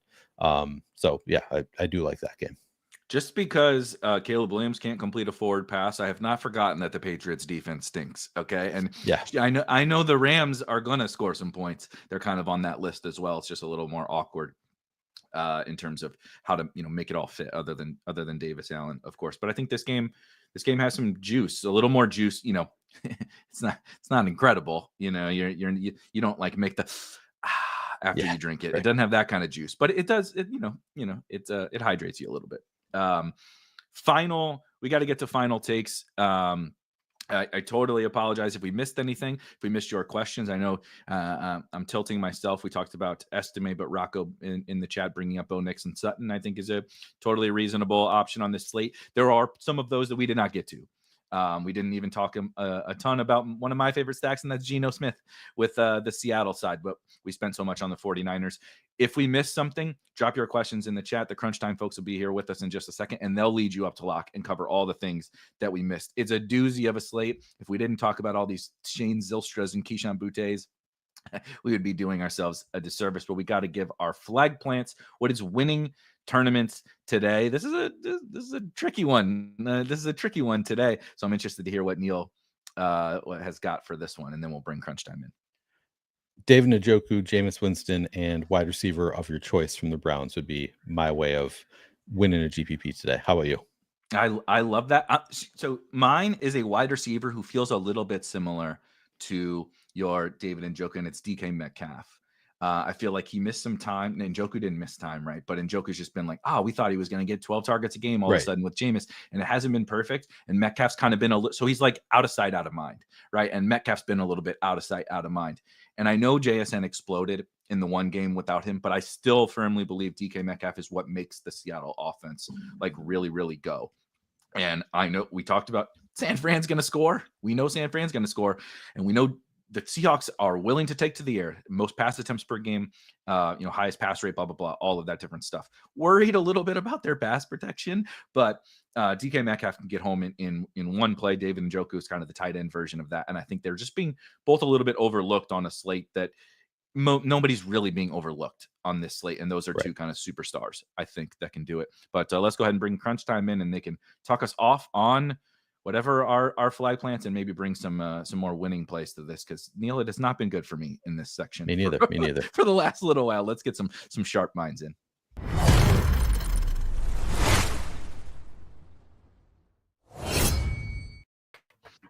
All right, guys. I reverted. I don't know if you were listening at the beginning of the show. Probably not. I had to bring in the flannel. We're trying to instill some good juju back into the lineups today after I played Caleb Williams last week. Okay, so I was sitting in a Oklahoma City sports bar. This is no joke. Jerry Stackhouse walks in and sits down. He's an assistant coach now for the Warriors. Sits down like amongst all of us common people. I'm like, today's going to be great. I'm like, this is amazing. Caleb Williams is 2%. DJ Moore is 2%. Jerry Stackhouse is sitting to my right. This is awesome. And then I watched the Bears game, and I was like, nope. This is even worse. This is so much worse. So you guys got to bring some good vibes. Chief, what are we feeling this week? Just don't outsmart yourself here. It's very simple. There are a few really bad defenses on this slate, and everybody wants to gravitate to the San Fran game. That's immediate leverage, in my opinion.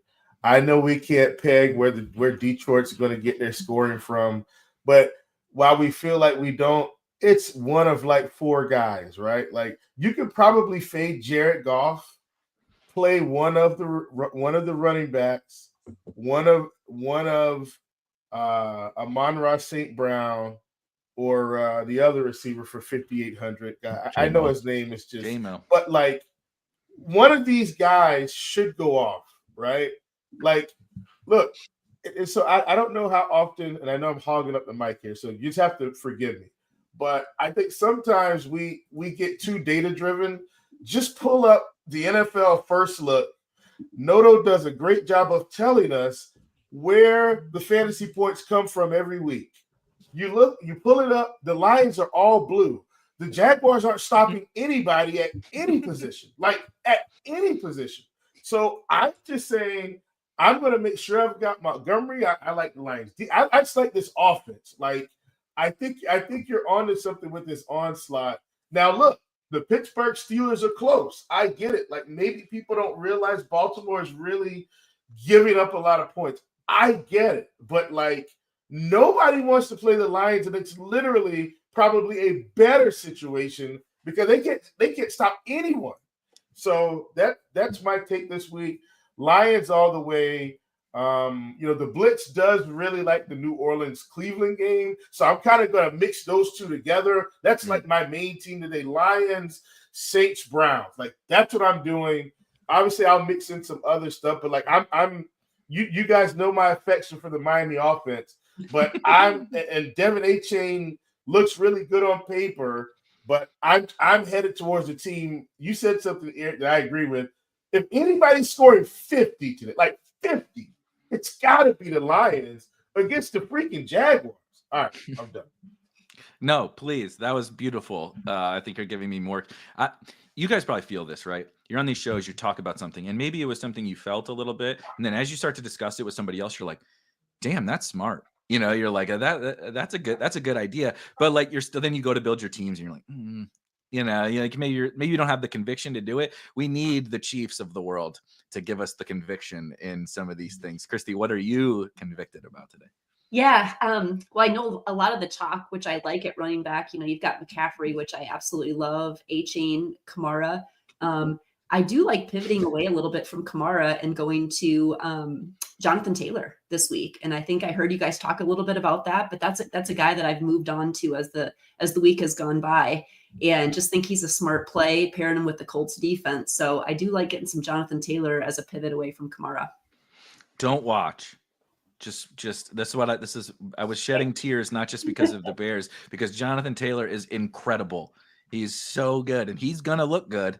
It's just, can Anthony Richardson allow him to be the slate breaker? TJ, what do you got? I got Jawan Jennings breaking the slate today. Love me some Jawan Jennings. He's my second highest owned player behind Devon Achane. I have a Dolphin and a 49er in every single lineup I'm playing. I think I got one of Jennings or Pearsall in every lineup. I got a ton of McCaffrey and a ton of Achane, but I think Jawan Jennings is breaking the slate today. I love this. I don't know if this is good for us guys, but I'm feeling better vibes. Can I mention one thing before you guys go? Of course. Just one thing. What if I told you Courtland Sutton is Jawan Jennings and nobody wants to play him today? Good with that too. I'd say you're a liar because he's not on the 49ers. I am a liar. You're right. You're right. I am a liar. But Courtland Sutton's been getting Courtland Sutton's pretty much put up 20 fantasy points like 3 weeks in a row. The target volume's been there all year, and we're just like, hey, don't talk about Courtland Sutton. I'm just throwing it out there. I am playing Courtland Sutton. Just anyway, in the midst of everything else I've talked about, Courtland Sutton's a bona fide number one on this team. And man, Ebeimfohr, God. I'm so excited to talk to Ebeimfohr today because my season-long shares are looking so good because I kept drafting Bo Nix like last round, and he's just paid off tremendous dividends with this offense. All right, I'm shutting up. I know you guys got to go. Courtland Sutton is my last little tidbit before you sign off. Get you some shares. I love it. I like it. Neil, I think Courtland Sutton, actually, I'm glad you brought him up, is the epitome of why I've been sucking for the last month or so in DFS, because as Chief said, he keeps scoring 20, 25, whatever, every week. And I got, we all do, like, got some friends or whatever that like kind of casually play DFS. And he's like, oh, he's the wide receiver one for every week. It's like, what about Sutton? What about Sutton? And I'm just like, no, I'm like, he can't, he can't keep getting away with this, right? It's the Broncos. Like, I know he's going to have a high target share, but is he really going to put every week just in the grave with Courtland Sutton? So I've capitulated. Okay, Courtland, you win, I lose.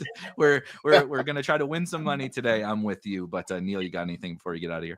Yeah, no, I like all those calls. Those are all some names that we hadn't brought up, but are worth talking about a little bit. So I'm glad you guys came in here and brought up all those names. But yeah, I'm ready. Let's make some money. Want to listen to these guys?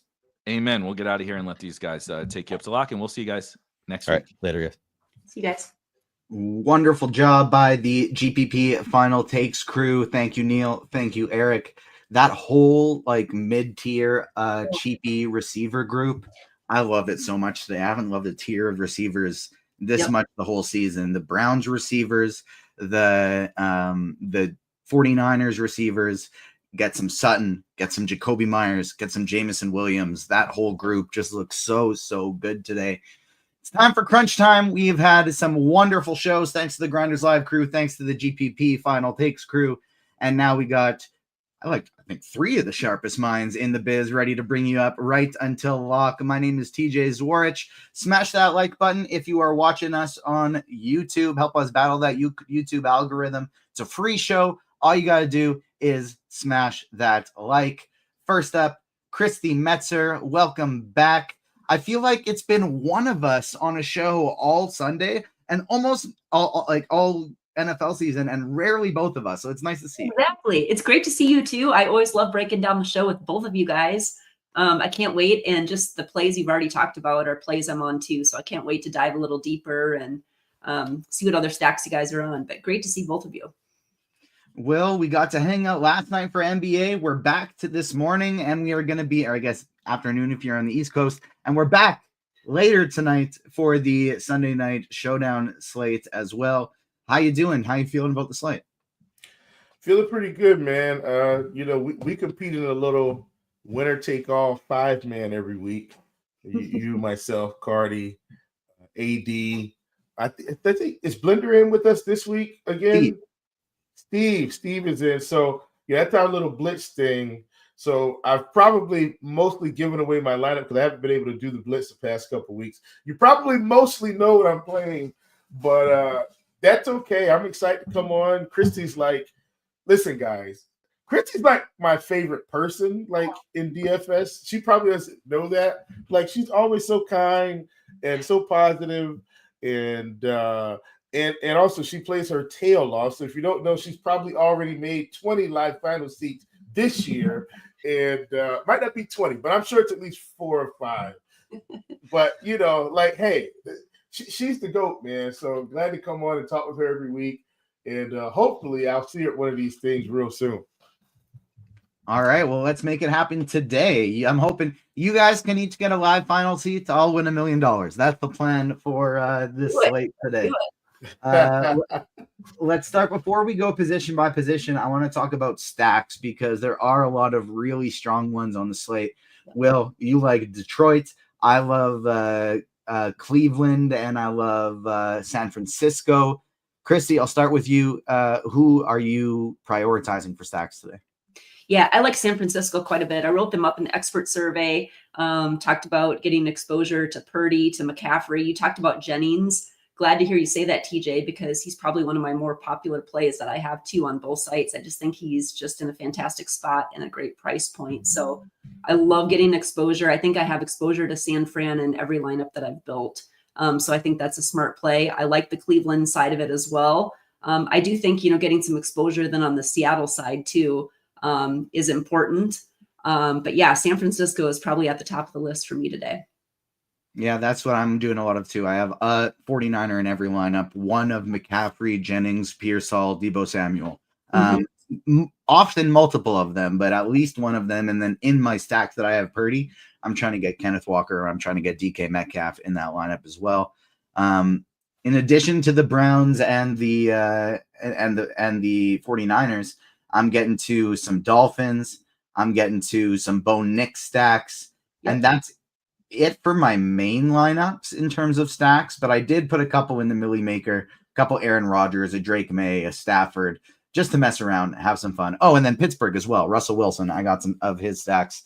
Chief, talk to us about who you're prioritizing in your Detroit stacks and then who else you like today as well. So listen, I'm prioritizing all the main guys. I'm leaning, I will say this, in terms of Detroit, I'm leaning a little bit more Montgomery today than Gibbs, just because I feel like if they're in control of this game late, Montgomery gets these fall into the end zone touchdowns in the end. So that's just me saying I'm trying to predict the game script. I like both of the running backs. I think they're both fine. I'm fine with Jared Goff. Love Amon-Ra St. Brown at very low ownership. And Amon-Ra hasn't really had to put up big numbers this season because they've mostly been in control of a lot of these games. At some point, he's got to catch 2 touchdowns early against one of these bad defenses. Why can't it be today against the Lions? In terms of, the Brown Saints game, love Jameis. I think he's cheap enough. If people are playing Jameis, they're playing a lot of Tillman, not playing a lot of Jared Jeudy. I was really surprised at that. Like, I feel like they're pretty much the same player on this team. I know Tillman has had the big games, but if you go back, their target shares aren't that much different, in the grand scheme of things. So, you look at Jeudy. Judy's had 11 and 8 targets pretty much with Jameis. And if you go to Tillman, it's pretty much been the same thing.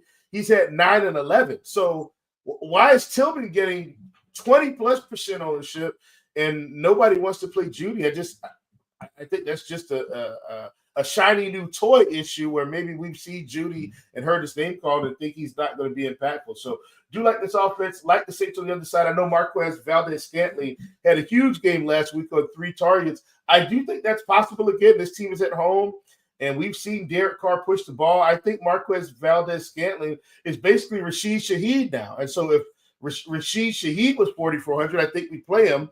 So I'm fine with Marquez Valdes-Scantling. I know I'm hopping all over the place, but I'm just talking about the stats that you asked me about. And so I think, those games, Cleveland with a little bit of New Orleans on the other side, and then a full onslaught of Detroit, I think, that's a really good place to start.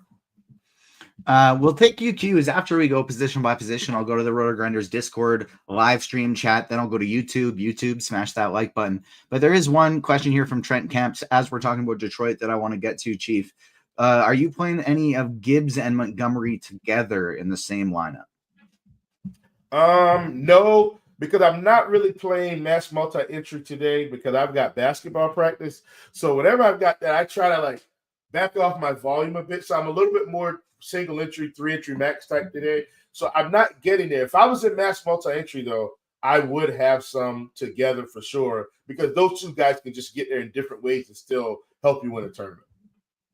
All right, well, let's go position by position. We'll cover DraftKings and FanDuel at the same time. We've already got some specific requests to make sure Kristi covers FanDuel because she's the FanDuel GOAT. So we can get that done for sure. Let's start at the quarterback position. DraftKings and FanDuel, who would be your cash game style QB today, Kristi? For me, I think you can choose between Nix, Purdy, Jameis Winston. Any of them really are fine. Throw Justin Herbert into the discussion if we're talking FanDuel too. There are a lot of the same people that I like for tournaments as well. Yeah, they really are. There are a lot of the same guys that I like for tournaments too. But for FanDuel, yeah, I like Bo Nix quite a bit. Justin Herbert. And he's popping in a lot of the optimals too, but he's really cheap and he's in that night game. So I like that.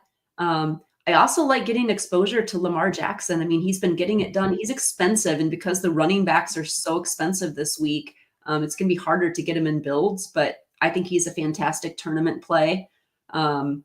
We talked about Brock Purdy already. I think he makes a great cash game play, especially on DraftKings. He's a really good price play over there. Still like him on FanDuel. You talked a little bit about Russell Wilson. Would also throw Josh Allen in there too. I think the Buffalo Chiefs game is going to be one that's a great one. We're going to be getting a lot of exposure to guys like Knox and Shakir just because of their price and with Kincaid being out. So I do think getting exposure to Allen is good. But I do like Herbert and Nix at the top for cash and GPPs and throw Purdy in as well. Will, how about you? Who are you prioritizing today at QB? So I do like Purdy. I think Purdy's going to be fine. And Purdy's been really consistent all season. I feel like people kind of ignored him the first, 4 or 5 weeks. And it felt like he was throwing for 250 and 2 every week and nobody played him. Now he's kind of vaulted to the top of, everybody's eyes. And I do like him. I think Jameis is a good play today, especially on DraftKings at 5,500. I was trying to figure out how much people were going to get to Geno on the other side. And it seems like people aren't as interested in Geno, but I think on the other side of that game, especially if for some reason they have to play from behind. I think their Gino, is a really good play today. And then Jared Goff is getting, very low ownership, but and I'm admittedly afraid that he might only throw the ball 20 times, but I also understand he could throw 3 touchdowns in this game for 250 in those 20 attempts easily against this bad defense. So like him a ton. And I don't want to exclude Lamar Jackson. It feels like we don't really want to play Lamar. This is a division game, so I get it. It could be a tough spot, but Lamar just keeps getting it done every week. And I think playing him gives you very different lineup construction compared to the field, because I think we want to play McCaffrey, we want to play Kamara, we want to play A-Chain. I feel like people are paid up for the running backs a bit more this week. And it's a good call, but I think Lamar's being left out in the cold as a result for that. No pun intended. And I think that's a mistake. All right, well, take me over to the running back position where, like you mentioned, there's 3 guys up top that I think everyone wants to play, especially on DraftKings. FanDuel, McCaffrey's a bit tougher to get to, but on DraftKings, McCaffrey, HN, Kamara. I chimed in a little bit on GrindersLive because I was saying how, although those are definitely going to be the 3 most popular, I don't know how popular of a build it'll actually be in tournaments to have all 3 of them together, because it's tough. Like, it's tough to build a lineup with all 3 of them together and feel good about it. Especially if you're not trying to play a chalk play like Boutte at the wide receiver position. So I think there are ways to do that and get different. I don't think it'll be quite as common as I think maybe we expect it to be. Chief, of those 3, how are you prioritizing them? Rank them 1 through 3, and then who else do you like for tournaments? I'm personally not prioritizing either of them or any of the 3. They're like secondary running back plays for me. And that's not me saying I think they're bad plays. I think they're fantastic plays. Once again, though, I think the 6K range just keeps churning out really good plays, and we don't focus on them every week. I know you asked me a direct question. If I had to play one, it's probably McCaffrey on DraftKings. Man, Devin A-Chain's got all of our little buttons here, all of our color dots. So clearly you should be looking at him as well. I want to tell you my favorite 2 running backs on the slate, and then you guys can just kind of go from there. But I think it would be McCaffrey if I had to side at the top of this. My favorite running back is Kareem Hunt, and then my second favorite running back is David Montgomery.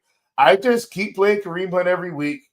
And even last week, Kareem Hunt got 8 targets. Now, I wasn't for 7 catches, whatever it was. Now, I wasn't expecting that. Don't get me wrong. Like, I didn't feel like, but he, Buffalo is going to give it up on the ground a little bit today. And Kareem Hunt's probably going to, once again, if this game is tight and they're up at all, he's going right back to 20-plus carries with the option for, a few targets and probably has pretty good touchdown equity. So him and Montgomery are 2 of my favorites, followed by Kyron Williams, who is getting very low ownership today. And I was shocked at that because everybody's at the top. So once again, McCaffrey, if I had to choose between those 3, but my favorites right now, Hunt, Montgomery, Kyron. Those are my 3.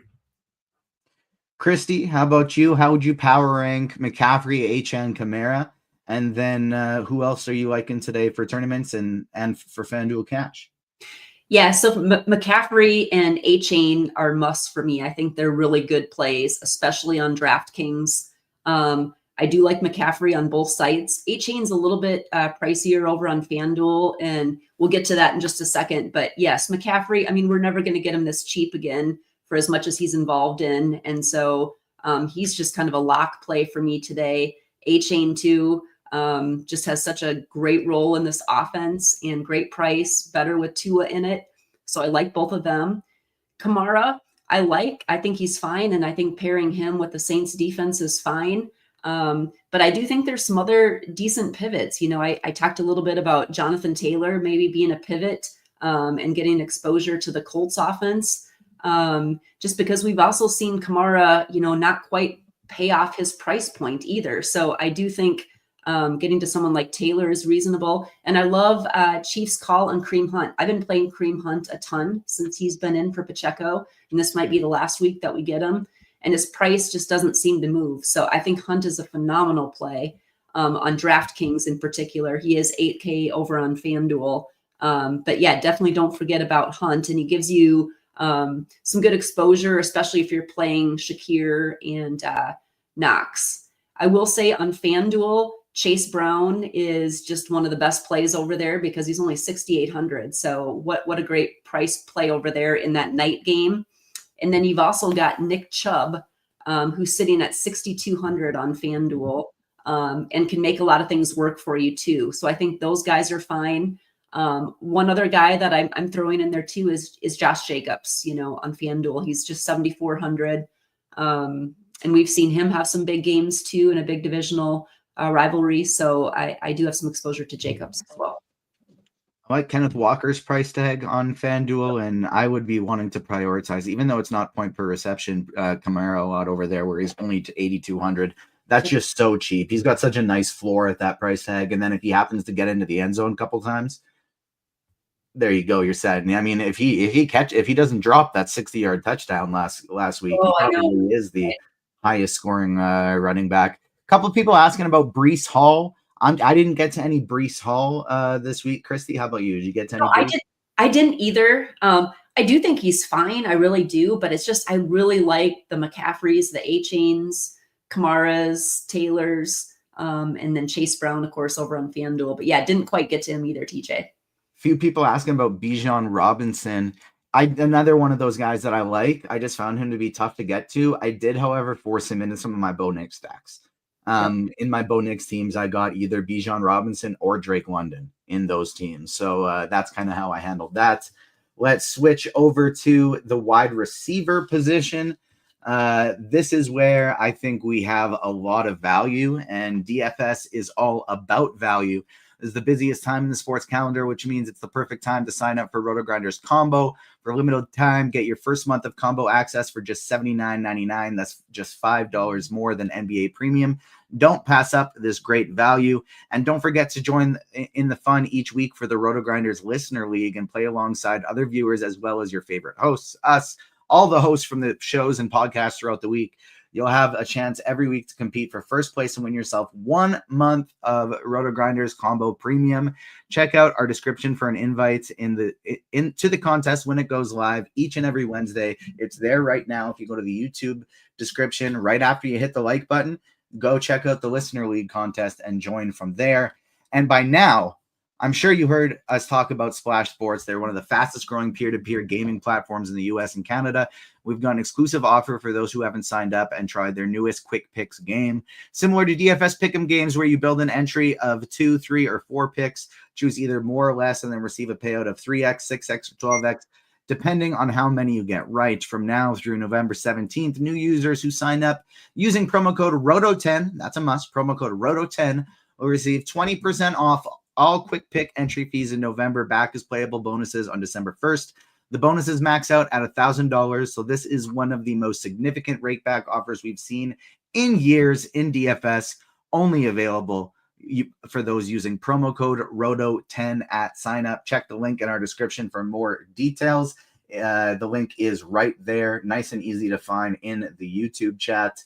Let's go to the wide receiver position here. Similar, FanDuel and DraftKings, a lot of mid-tier guys projecting really, really well. And I found this interesting, Kristi, looking at the FanDuel stuff, because somebody asked a question before, which one should they leave off for receivers in FanDuel Cash? Jacoby Myers, Lad McConkey, Jawan Jennings, Cortland Sutton. They're only playing 3. Which should they leave off? My first thought was definitely McConkey. I don't need to play McConkey at all. I think he's the clear weakest play there. And then I look at the opto percentage, and he's got the highest opto rate of the whole group. That's the part. Exactly. That's my inclination too, TJ. But you're right. I mean, he's showing strong in our optimals, which is really interesting. But that was my first thought too, just because I have so much love for Jennings this week. I think Sutton is phenomenal. Jacoby Myers just being the guy in that offense. Such a great price point. So that's probably my inclination too. But yeah, you're right. It's really showing up and popping in those optimals. I find McConkey to be very overrated in projections and real life, and that's not an us thing. That's across the industry. Yep. Everywhere, I feel like McConkey's overrated. He's had one game this entire season that we've needed. Even in that game, he only had 6 targets. He just happened to get into the end zone a couple times.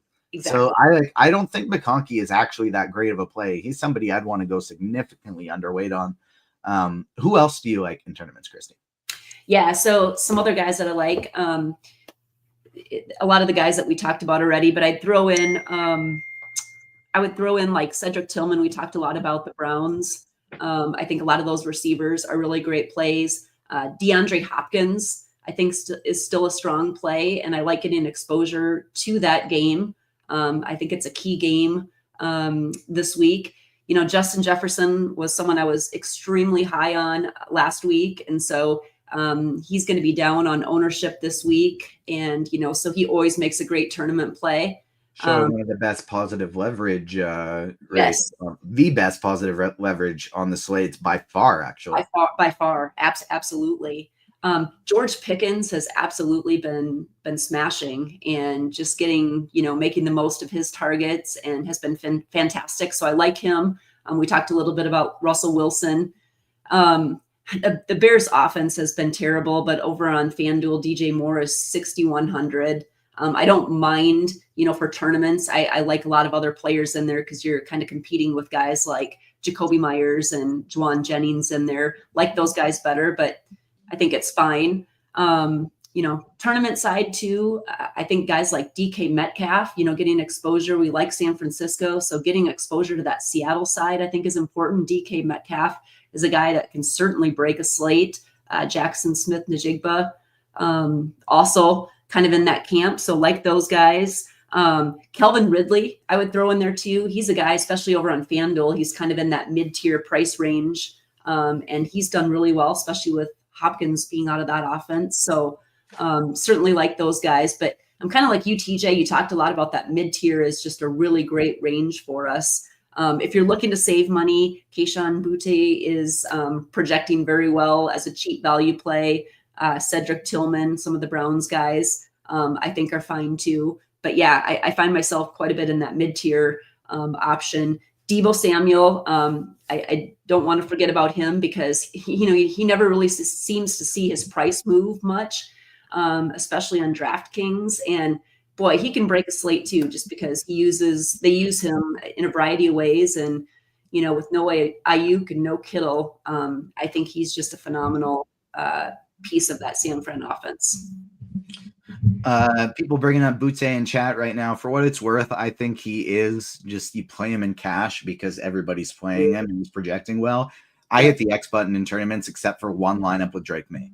I did one Millie Maker team with Drake May that has Boutte, but outside of that, I'm full on hitting the X button. I understand why he projects well, but I think that's definitely something we can get away from in tournaments. What do you think, Chief? Who do you like at the receiver position in tournaments?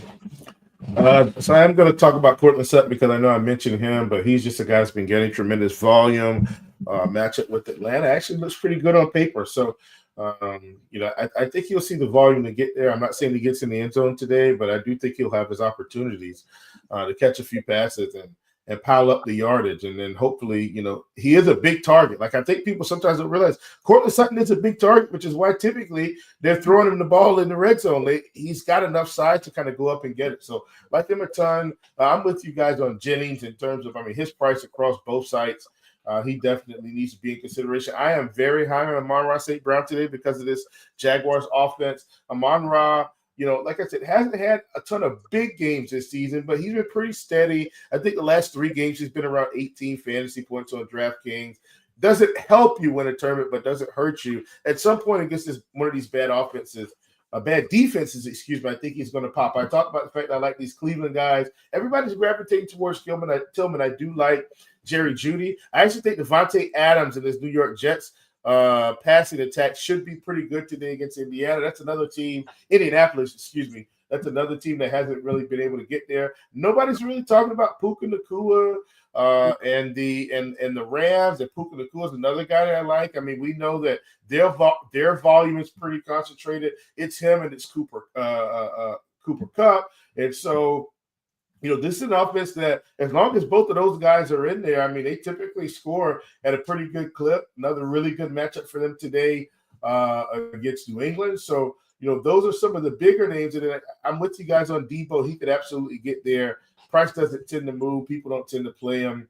I like the Seattle side of that game also, which is getting much lower ownership. And then if you feel like, while everyone's gravitating towards A-Chain, we still don't want to play Tyreek, and I know he's been hurt. I still think there's tremendous upside for him and Waddle with Tua at quarterback. So I like the Miami side in terms of receivers a good bit as well. Yeah, I like that Tyreek call quite a bit. I'm playing a ton of A-Chan in tournaments, but when I'm playing Tua, I'm obviously playing Tyreek with him, and that's how I'm getting my exposure. I like him there a lot. Getting a lot of questions in. We got about 10 minutes left to lock. We'll cover tight end and defense very quickly, and then we will pivot over to some questions. Go to the RotoGrinders live stream Discord chat first, and then we'll go to the YouTube chat. YouTube, if you're new popping in, you haven't done it yet, make sure you smash that like button. We should be way more likes than we have right now. We got over 800 people watching on YouTube, over 2,000 total. Take your mouse, slide it over, hit the like button. If you're watching on your phone, you got to click hide chat to make the like button show up. Hide chat, then smash that like button. It's free content and it helps us out. Tight end position, Chief, who do you like here? It's interesting. We look at the optimal rates and Travis Kelce is up top, but I find myself going cheap in most of my lineups here. Yeah, I think, I don't think Dawson Knox needs to be ignored now. I don't think they're going to use Dawson Knox exactly like they were using it Kincaid. I don't think it's going to be like completely, but before Kincaid, we did see Dawson Knox get a reasonable amount of targets in this offense. So I definitely think it will be used. For those of you that are into the DVP situation, the Buffalo Bills, that's the number one matchup on the board for DVP. At the tight end position, it is Dawson Knox today. So for those of you that believe in that, like I do, I'm siding with Dawson Knox. Travis Kelce has a tougher matchup today, but it doesn't matter. I think he just gets too much volume, and I was interested to see that he's only coming in at 13% today. Which kind of tells you how spread out the tight end position is, considering he's the one guy that you can almost count on to get double-digit targets right now. Evan Ingram should see a fair amount of targets. I'm expecting this offense to be behind the whole game unless they run a kickback early. So I do like Evan Ingram quite a bit on the other side of a lot of my Detroit things. And then Jonnu Smith looks actually really good today against Las Vegas. I like the Miami passing game quite a bit. And so Jonnu is a guy that I want to get in there. Last but not least, hopefully this continues to hold true. TJ Hawkinson did return to the NFL, folks. And he's played the past couple weeks. And don't look now, but last week, he rattled off a fair amount of targets in this game against Jacksonville. Thus, I keep talking about it. I really like this Detroit Lions offense, but TJ Hawkinson saw a monster number of targets last week, and he's only 4,700. If we thought he could replicate anything close to that, he's a spectacular play today. Knox and Davis Allen are two guys I'm getting to the most, but one guy I really want to shout out is Taysom Hill. We're projecting for very low ownership right now. If you want some value and you don't want to play Alvin Kamara, that's a great way to get a piece of that Saints offense with playing Taysom Hill at the tight end position. One of my favorite teams that I made today has Taysom at tight end, and then it's playing Tillman and Jerry Jeudy, who nobody's getting to today. I think that's a nice different way. And it might even be Elijah Moore instead of Tillman, and like getting really different with that Brown stack. But I like that way of building quite a bit. Kristi, how about you? Who do you like at tight end? Yeah, I agree. TJ, you mentioned, Allen and Knox are a couple of guys you're getting to, kind of paying down more at the tight end position. As much as Kelce is projecting great, I love him. Do have exposure. I do like paying down just because there's a lot of running backs to pay up for this week that are in really good positions. So yes, I like both of those. I was actually going to mention Taysom as well, so I'm glad that you're on that as well. I do think he makes a ton of sense, and I love Chiefs' call on TJ Hawkinson. I mean, he's only 4,700 on DraftKings and back in this offense, and he's not going to be that cheap. At FanDuel priced him up to 6,500, but I think he's someone you want in your pool over on DK this week and could easily put up significant points. So I love that call a lot. Jonnu Smith is someone too that I think is a great tournament play. I know you guys had mentioned Evan Ingram as well. Think he's fine too, but yeah, for me, it's mostly a pay down week, but if I am paying up, Kelsey is definitely a guy that I'm getting exposure to as well. The one guy I'm getting to as a pay up a little bit is David Njoku, just because I love that Browns offense. I want to play some Njoku when I can. Thank you. Yep, exactly. Yeah, we can't leave him out. He's a very good play. Defenses, play whoever fits. It's a good week to play cheap defenses because there is not a lot of value. So punting with teams like the Titans, the Bears, the Browns, the Patriots, heck, even the Steelers against the Ravens, I don't think are the craziest thing because they're so cheap. In a perfect world, you play the Lions, you play the Vikings, you play the Packers, but it's tough on this slate to get up there. So just play whoever fits in your lineup. Let's take some QQs. We got 5 minutes left to lock. We'll keep it as a lightning round throughout all of this here. DK GPP Chief, can I pivot from Tennessee defense and Pickens to Puka and Jets defense? What do you think? Tennessee and Pickens or Puka and Jets? Puka and Jets for me. Yeah, it kind of just seems like they have the salary left over there. Single entry punt tight end under 4K on DraftKings, Kristi. What do you think? Okay, let's see here. Under 4K. Yeah, I'm probably going Allen. I just think that he makes the most sense probably over there. All the way down and pay up somewhere else. That's maybe a way if you don't want to change anything else in your lineup. That's how you get a Lions defense or a Vikings defense in there.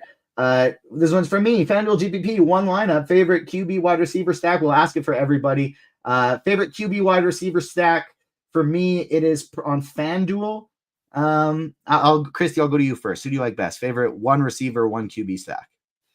One receiver, one QB stack. I'm probably going, on FanDuel, I think, Nix and Sutton probably looks pretty attractive there.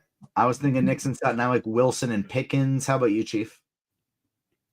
Oh, bad time there, right on the cough. But Nix and Sutton are too good. Nix and Sutton, Pickens and Russell Wilson. Any other you want to add there, Chief? In terms of cheaper stacks? Or just a single one QB, one receiver stack? I'm pretty high on Jameis and Jerry Jeudy today. Jameis and Jeudy, I like that one as well. Do we have a DK core cash today? Yeah, you play minimum 2 of Kamara, Achane, and McCaffrey. Ideally, you play all 3. One of the ways to do that is you go all the way down to Davis Allen at tight end. You play or Dawson Knox. Maybe, heck, you want to play both in some builds. And you can go down to Kayshon Boutte as well. You can play guys like you play one San Francisco receiver, I think, whether that be Debo or Jawan Jennings. You got Cedric Tillman. You got Cortland Sutton. You got Jacoby Myers. Those are the range you're going today in DraftKings cash. Large field DK GPP is 70% Jennings and stacks and one-offs too much. No, my friend, that's how much I have as well. So I sure hope it is not too much. Going to YouTube here. YouTube, smash the like button. We got 2.5 minutes till lock. FanDuel cash, Kristi, Sutton and Davis Allen, or Jennings and Knox? I'd probably go Jennings and Knox. Yeah, especially if you don't have McCaffrey. If you do, I would maybe consider Sutton and Allen. But if you don't, I'd want Jennings and Knox. FanDuel single entry will stay with you, Kristi. Anthony Richardson and CMC, or Jameis Winston and Bijan? I like getting to CMC, so I take the CMC one. Will, what do you think about T. Higgins and his return on FanDuel? Would you have any interest in getting a T? I think he's okay. Kristi, rank your top 3 receivers on FanDuel in the 62 to 65 range, because they are a lot. Yeah, okay. So I would say, 62 to 65. Well, I do like Juwan Jennings. We've talked about him. Jacoby Myers. And I'd throw Ridley in there as well. I think he's a fine play in that range. So those three are three of my favorites. What do you think about Josh Oliver as a tight end for FanDuel as a value play? I think that's a no. He's gotten lucky into some dump offs quick. I don't think you need to go there. I don't think so either. Will, what do you think about Aaron Jones in a DK GPP? I don't hate that. I think that's fine. Kristi, what about Nick Chubb on FanDuel? Yeah, I think he's fine. I mean, he's only 6,200. He makes a lot work. He's a good pivot away from Chase Brown, or if you really wanted to punt to, get McCaffrey and two cheap running backs, you can pay up elsewhere to get different. Questions about Njoku? Yes, we love David Njoku today. FanDuel Cash, Kristi, Ridley and Titans defense or Myers and Saints defense?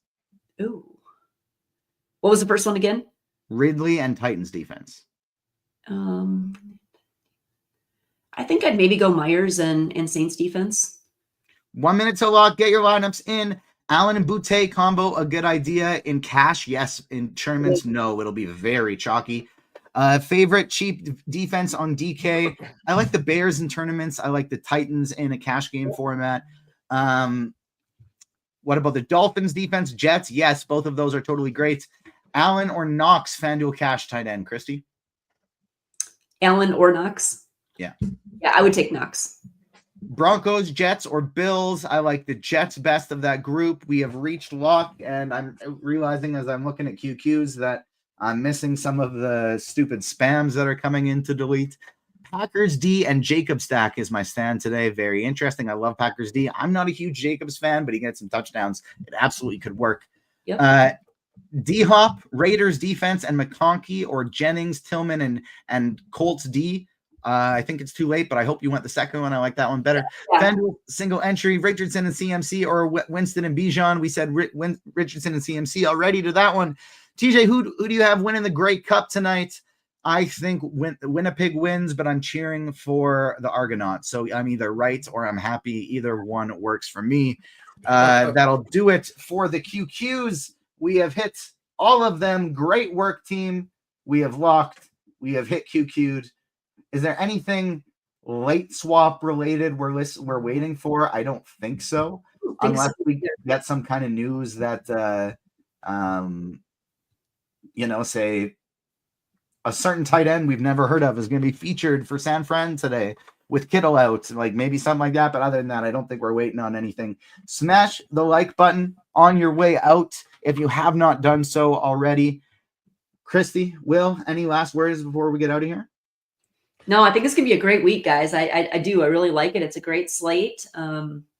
Yeah, I hope everyone smashes and you win that millie this week, TJ. Thank you. Thank you. Will, any last words?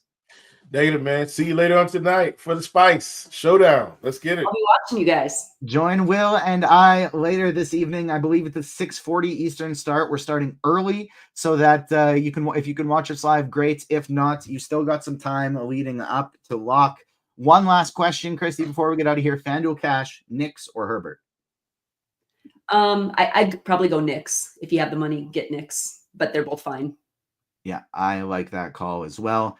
That'll do it. Thank you so much to everyone who joined us. Good luck in week 11 on behalf of myself, Will, and Kristi, and the whole RotoGrinders team, everyone who joined us in the shows before. We'll see you next time, and we'll see you later tonight for some Sunday Night Showdown.